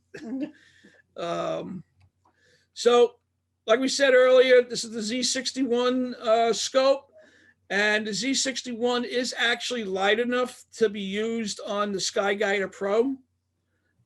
So it is a good alternative where you can actually use that on there. The Pro, the SkyGuider Pro, I believe, can take up to 11 pounds. So it gives you plenty of room to play with. Tunneling a little bit deeper into what I've got for this setup. I got the Williams Optics 50 millimeter finder scope with the Orion illuminated centering eyepiece. And, because I still want to visually see, what I'm looking at, what I'm setting up on. That's, to me, like, old school. I definitely have to keep doing that. To get the cameras and the guiding going the way I want, I'm going with the off-axis guider. And there's a helicular focuser that I'm going to put the ASIA 120 millimeter mini camera in that I'm going to use for guiding. That's what I'm using. Yep.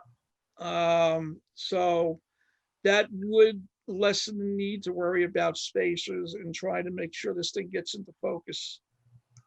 Right now, all this is, in theory, because I have to still get this scope out, out of the house to actually start playing with it. If COVID didn't hit, I probably would have had this done already.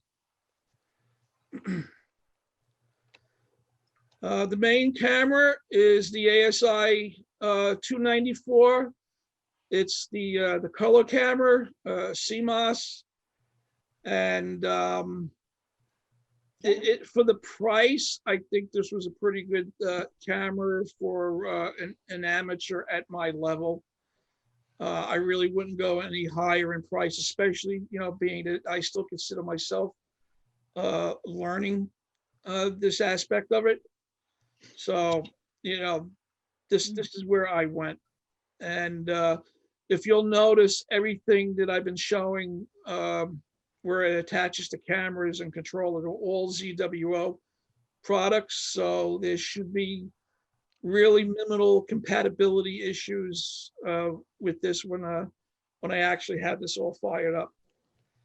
to eliminate the need of having to go with a filter wheel and go into the color. I went with the Radian tri-band narrowband filter, and it's also supposed to be pretty good for reducing the concerns about light pollution. So definitely going to try this in the backyard since we can't get out to Island Beach State Park. Okay. The brains of the device, which Ron had shown earlier, the ASI Air Pro. It does come in a package deal with that mini guide scope, and it also has, or the mini camera, it also has a guide scope to go along with it. If I do decide to change the configuration later, then that would be the scope I would use. But now that I have that 50 millimeter, I really don't see that happening. And just a sample, block diagram of the potential interconnection devices. Now, one of the things I did hear about is that they don't recommend powering the main camera off of the ASI Air Pro. So I may use a different power source, for that, which will lead into, a couple of more slides, down what I may do to compensate for that.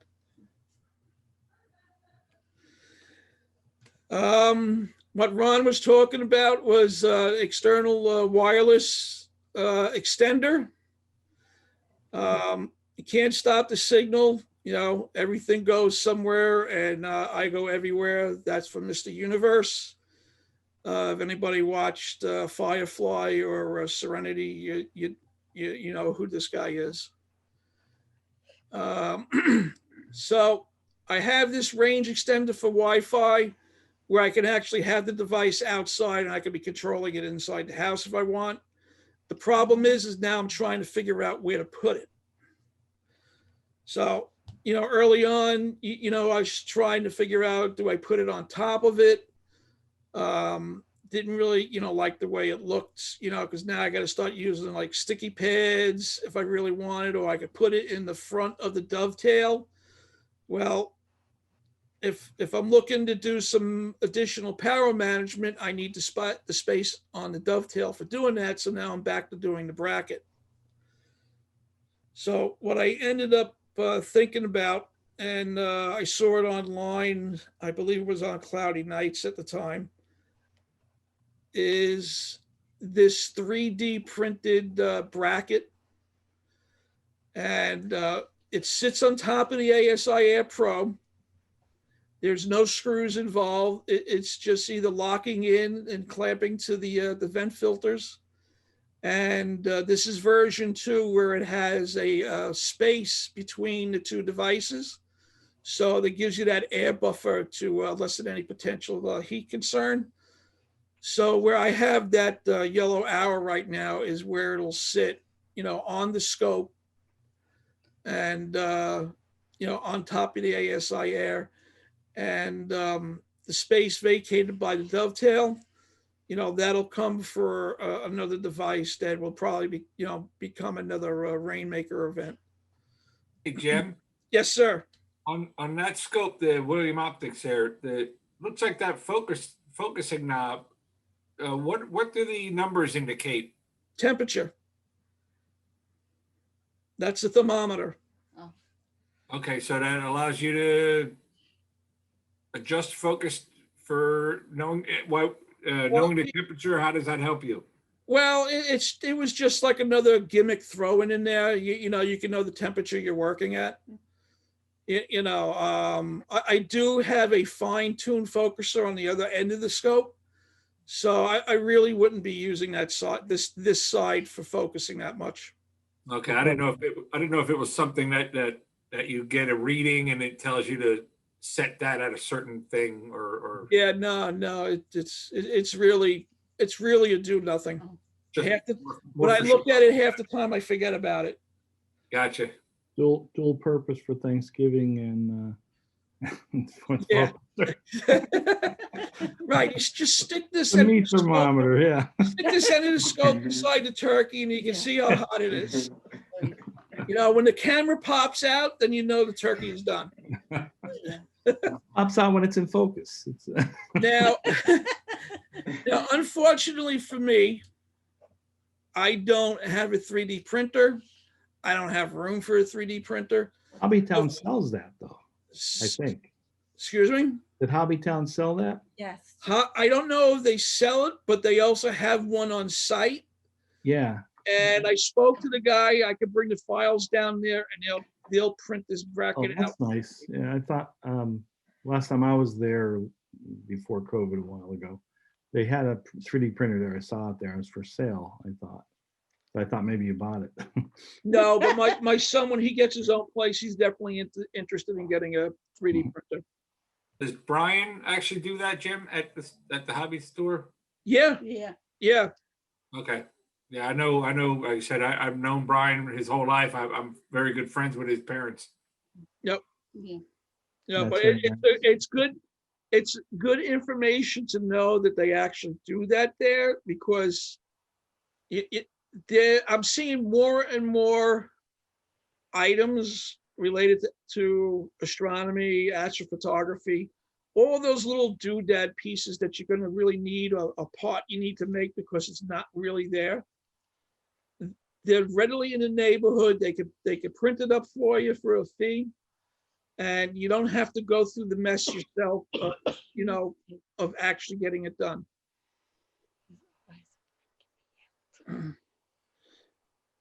Okay. Jim's wish list, making more rain. The Pegasus Power Box. So this will help for a little bit more power management, and provides additional output for dew heating.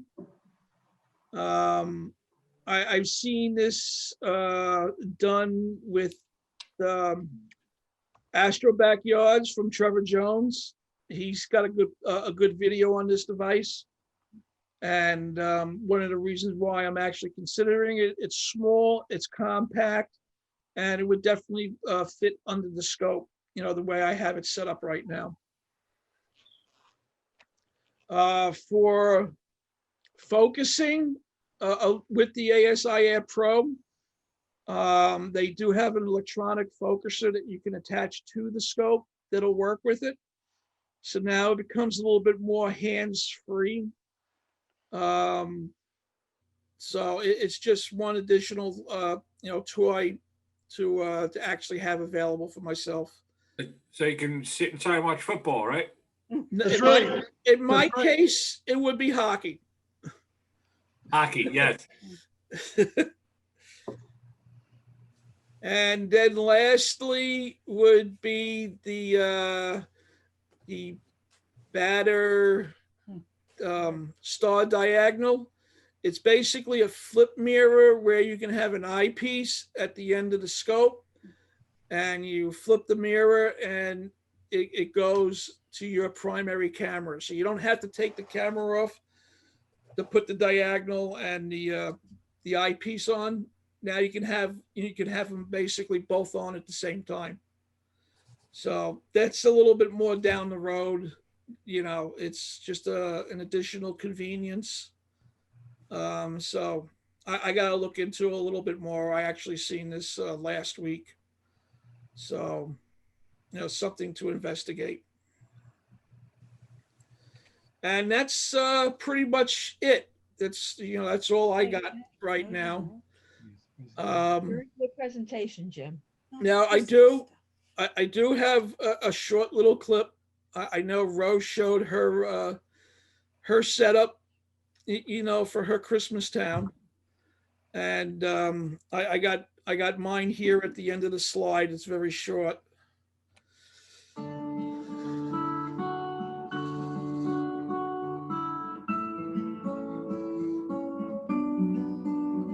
There's my observatory with my Star Party people.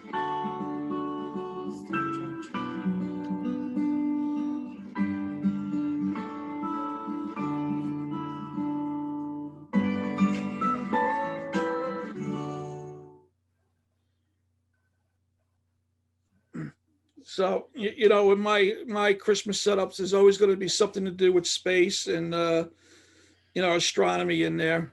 When I seen John's setup 2 years ago, I was like, oh, I got to do that. You know, I ran out and got my observatory and, you know, got my people.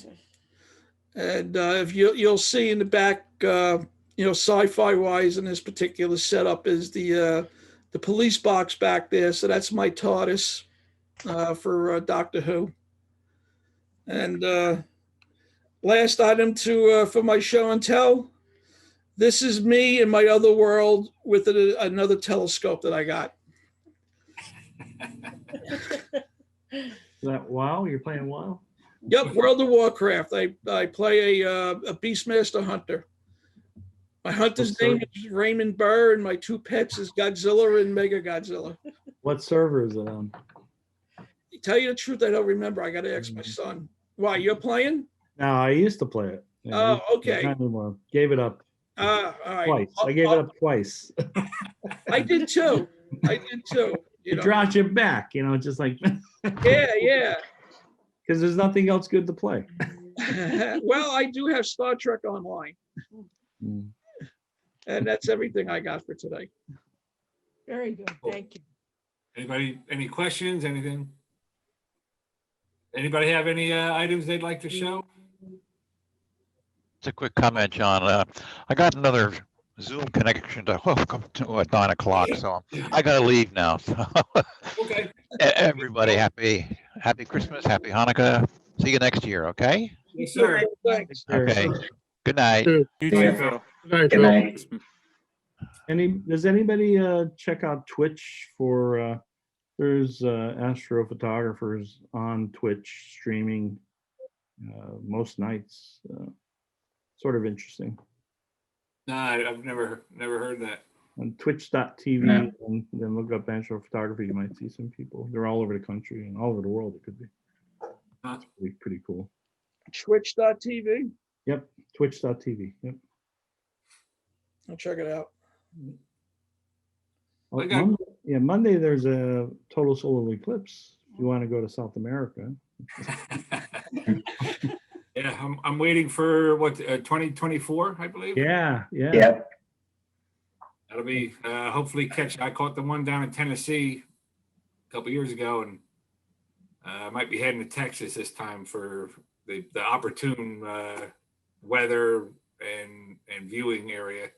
Niagara, I'm thinking of going up there. I missed. Yeah, I'd love to go up. I'd love to go close to home. I got relatives up near Erie, but I don't know about April weather being up in the Northeast compared to down south. But we got real lucky last time out in Tennessee. It was crystal. We got very unlucky. We were on the border of Georgia. We were in North Carolina, near Otto, North Carolina, and literally 15 minutes. We were watching this cloud layer coming from the south, from Georgia, and it was creeping. It was great all day until 15 minutes, and we're like, "You got to be kidding me!" If we left and drove a little way, we would have been able to see it, but we missed. I can't believe we missed it. Went all that way and we missed it. I kept preparing my family, my wife and my two kids. We set ourselves up just for that scenario. I said, I'm waking up early that morning and I'm checking the weather. And if I tap you on the shoulder and we got to go, we're going, because I was going to chase the clear skies. And I put myself in a way that I could get on the interstate and head sort of west, or I could head east towards the Carolina, Georgia area. But luckily, like I said, it worked out really well. We were invited to someone's house and we couldn't leave. My wife said, "You can't leave. You can't just go taste this. You have to stay because you're invited." I said, "We're going to be stopping on the side of the road if I have to." I said, "We're not missing this." Well, I had almost the same thing. I went same. to my sister's up in Harriman, and I went to go take some Milky Way pictures. You know, and it was acknowledged that, okay, yeah, Jim, we're all going to go with you and do this. As soon as my sisters heard some noise, she's giggling because she was one of them. They all disappeared, ran into the car because they thought a bear was coming, and they left me out there by myself. All right, I got a couple, just a couple of things to show. Like I said before, I was looking. I see stuff all the time. People call me up and say, "Hey, I got this piece of equipment I'd like to get rid of," and so I've been collecting stuff here and there all for years, and I use it towards the astronomy club, the loaner scope program. So I know if I need pieces.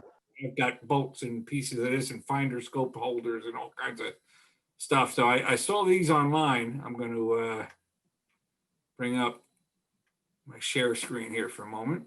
Let me see here. I get the share screen.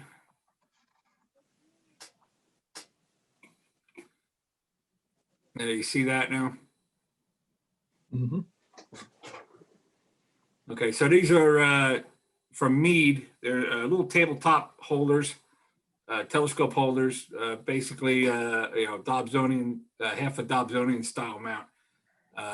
Guy was selling these on eBay for $15 a piece. They were basically new old stock, and so I said, "Well, that's neat because I get people they would donate to the club or I'd find them sitting out at the curb, going into the garbage." Little, 114 millimeter reflectors and just the mounts are terrible, not worth working. And so I said, well, it would be nice to have a couple little easy to use mounts to put those scopes on. So here they are assembled, and they're real smooth. They work really well. It's got a little dove plate holder up top here that you would use to mount any optical tube to it. And so I put these together. And as you can see here, I used one of the Astronomers Without Border scopes just to show you. That's a 130 millimeter reflector. And it's similar, very similar, in fact, in size and shape of the Astronomers Without Borders mount that this scope actually goes on. So then I said, well, I had this old C8 Celestron SCT optical tube that the computerized go-to base was shot, wasn't working whatsoever. Couldn't figure out why it was glitchy and all that. So I said, boy, wouldn't that be neat to have something like that be able to mount on a simple little tabletop. So here's, as you can see, it's a bit oversized. The weight itself, it's pretty much, I wouldn't recommend using it for that. Although I did take it out to the backyard and put it on a picnic table and was able to view Jupiter and Saturn through it. Bit shaky, as you can imagine. Just that this base holding all that weight. So definitely oversized for that. But just to give you an idea how something like that would work, I would think with an 8-inch diameter scope, I would look at modifying and building something that had sort of a double fork, being able to hold that optical tube up on both sides, and then have yourself a little 8-inch tabletop SCT telescope. Wouldn't be a bad deal. Very, very easy to use. Very, just manually push it around. Would you put the Questar on there?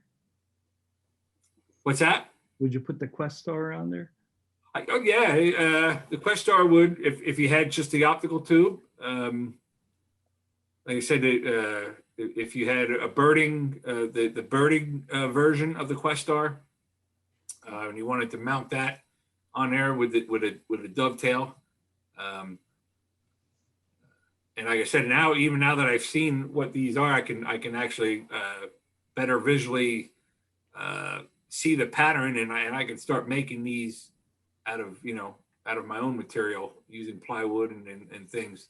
You could maybe put like a weight plate on the very bottom maybe to add a little more stability.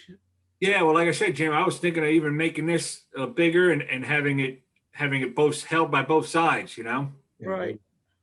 And then you could, set it right up on a tabletop, or even, modifying the top of a telescope tripod with sort of a base that would sit on. Right. Just a easy, you don't have to attach it with any screws or bolts. You set up the tripod and then you just set this on top as if it was a little portable table, but yeah, like I said, it was a steal. Couldn't, for $15 a piece. I said, let me just see what they look like. And they worked out, for that. All right. Now, the other thing I got, now this is quite a story. I had a gentleman call me up and say, I've got this telescope and I don't know what to do with it. His company apparently had purchased it and didn't know what to do, didn't know how to use it, didn't know what they were going to use it for. And when I seen it and heard what he was talking about, I said, boy, I got to come check this out. But prior to that, about a few years ago, another ASTRA member, I don't know, does this show this moving back and forth? No. No, okay. That's only what I'm seeing. Okay, good.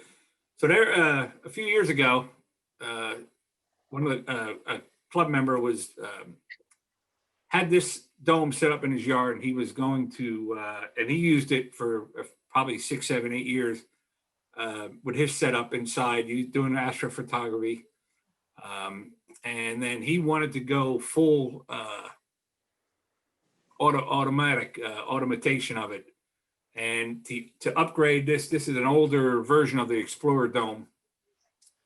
To upgrade this to have it so that it could be fully autonomous, from having the door open up and having the dome actually rotate, was going to be not worth adapting this older dome to it for anyway. So he was looking to get rid of this, sell this, and purchase a new Explorer dome, same size, but had the capability of being set up autonomously. So I said, well, it's always been my dream to have, boy, wouldn't it be nice to have a little observatory set up in the backyard where you can have a telescope and not have to look outside and see beautiful clear skies and go, oh, let me, now I got to set up everything. And boy, it'd be nice to just run out and use it.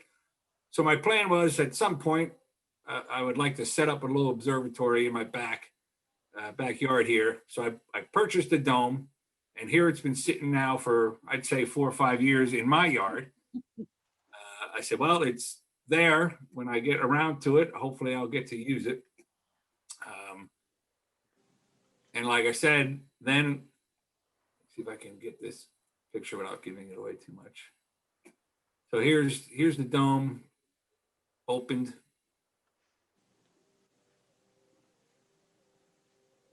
And then here's another view of it opened.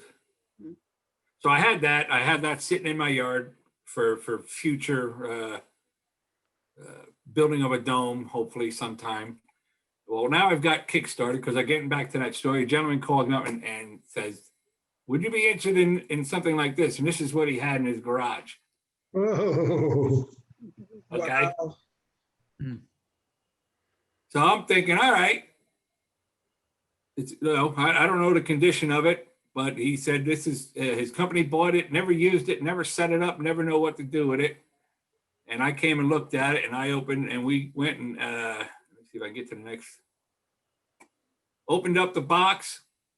It had the tags on it, wrapped in plastic, never touched. 16-inch ACF, coma-free optics. Sitting in his garage, didn't know what to do with it. And he said, well, he wasn't interested in getting a lot of money for it because it was given to him. So he was looking just for something so that he can get a little telescope that he would be able to handle. So needless to say, I picked this baby up for cheap. And Yeah. here's, I'll run through some pictures of it here. Oh, you. look- Again, blown away, brand new in the box. Wow. So here I am thinking, all right, well, not that I'm in the same situation he's in, because I actually know what I want to do with this and looking at what I want to do with this in the future. There's the optics. It's big. It weighs as much as my whole 12-inch LX200 with the fork mounts and everything. Wow. Nice. Good luck with it. So here's. I gotta find somebody like that too. So. Is that Ken Walters guy? That was Ken Walters. Yeah. Okay, yeah, because I got an email from him too. Yep. So I bought it from him. Okay. No, I wasn't interested. That's like way too much for me. And again, I had the same ideas when I got the dome. I said, well, if I get it for what he was willing to let it go for, and I hang on to it for a little while, and I don't use it, I can still make my money back, no problem, and probably make some and make money on it. But my idea was it was a no loss situation, and if anything comes around, I have to store it for a little while, but I'm willing to do that because I store. If you see my garage, I got about 15 telescopes, all from the Astronomy Club's loaner scopes and everything else. I have all the stuff I get, all the garbage and things that I use for pieces here and there. So, but to get to the other, let me see if I can find a picture of it now. There, actually, that's what I'm looking. That's going to be my next purchase. You're gonna put it on the pier? I'm going to either put it on a pier or buy one of the tripods. And that's the other, I'm not dead set on not using a pier.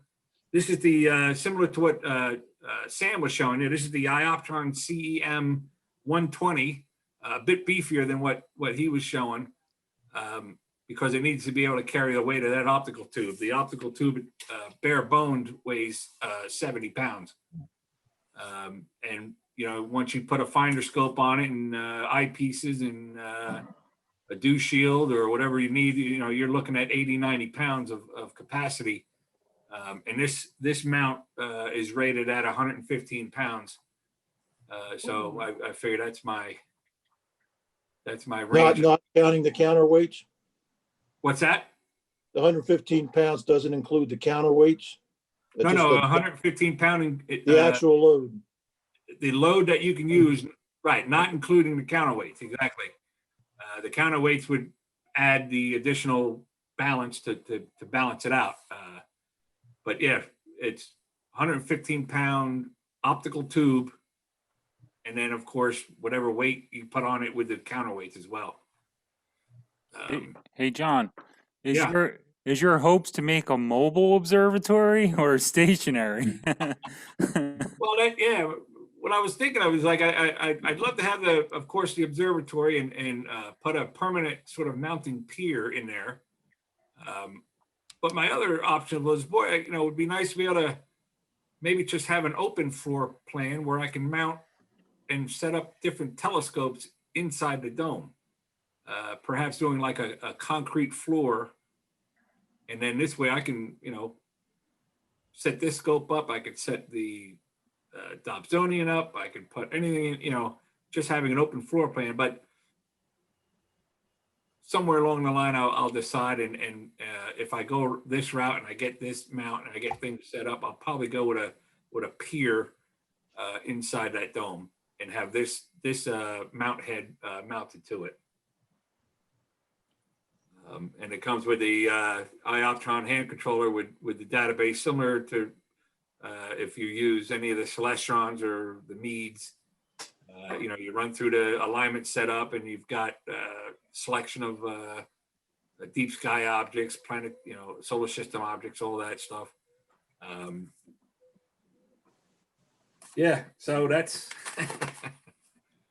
that's my plans and sort of, it's a new purchase, but I've got more purchases to come.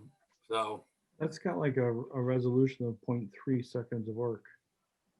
yeah, I've got Oh. some of the info here on that. It's pretty high grade. I'm trying to get back to full screen here because I'm I just. see a lot of rain coming. Yeah, it's definitely a Cat 5 storm. Yeah. Well, The rain won't come till it's operational. yeah. Well, I was going to say, Yeah, that's true. I'm not. This is future plans and definitely future plans, but I'm on the. I've got a little fire under my rear end after seeing this the optical tube, but still, you know, as things come along, who knows? I was actually looking at, boy, it would be nice to have a fork mount. Somebody come up not having or having an old used fork mount that I would be able to put the new optical tube on, or somebody that somewhere in the country had something fall over and they wrecked their optical tube, but the fork mounts, the guiding system was still operational. But who knows how much, I'm a pretty lucky guy, but I don't know if I'll be that lucky. But so yeah, so it's definitely future plans. I might even go with a tripod before I get the observatory built, but I'm like we were just talking about with Ro, lifting and moving the 12-inch scope around is getting it's getting harder. I can't, this thing by itself. Luckily with the equatorial mounts, you have multiple pieces to set up. You know, you've got the mount head, the tripod, then the weights, then the optical tube. So you can break it down, but even like I said, the lifting that optical tube is very similar to lifting the whole 12-inch mead up onto the tripod. I think it weighs about 75 pounds. So That's what I thought when you started saying I was looking for a fork. I thought you were going to say lift. forklift. That too. I'll probably in the near future purchasing a forklift. Yeah. So good things to come. I can't wait. I'm already, you know, falling to sleep at night with dreams in my head going, boy, the first object when I get this thing set up would be something like M13, the great globular cluster. I can only imagine what it looks like through that scope. So When you were showing the pictures at first, as you were cycling through your files and they were small on the screen, I was like, what's that, a hot water heater? yeah, got a diameter of a 30-gallon hot water heater. So yeah. But yeah, that's amazing. Sure, don't worry. When I get this equipment set up and I have a dome, I'll be sure to give everybody my address. Come share the first light with me. I'll be there. Yes, that's Just don't set it up in 2024 when it's the solar eclipse. We don't want rain for that. Yeah, we want good weather for that. So, all right. Does anybody have anything else? We can start wrapping up or open. Yeah, Carlton. Yeah, I got a question for Ron. When he was going through his pictures, I saw a logo come up from the American Radio Relay League. Are you a ham, Ron? Oh, yeah. I've been a ham for 30-something years. What you call? November 2, India Echo. Okay, very good. Hey, I'm W2PTZ. And I've been licensed over 60 years. I'm over 30, since 88. So. Okay, cool. Thank you. Got a question for Jim.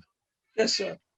When you get to use that Revolution imager, I'd be interested in knowing what you think of it, because I've been thinking about it too, as I have a couple of people who don't see very well and who would like to see some of that stuff, and an eyepiece is just not going to work for them.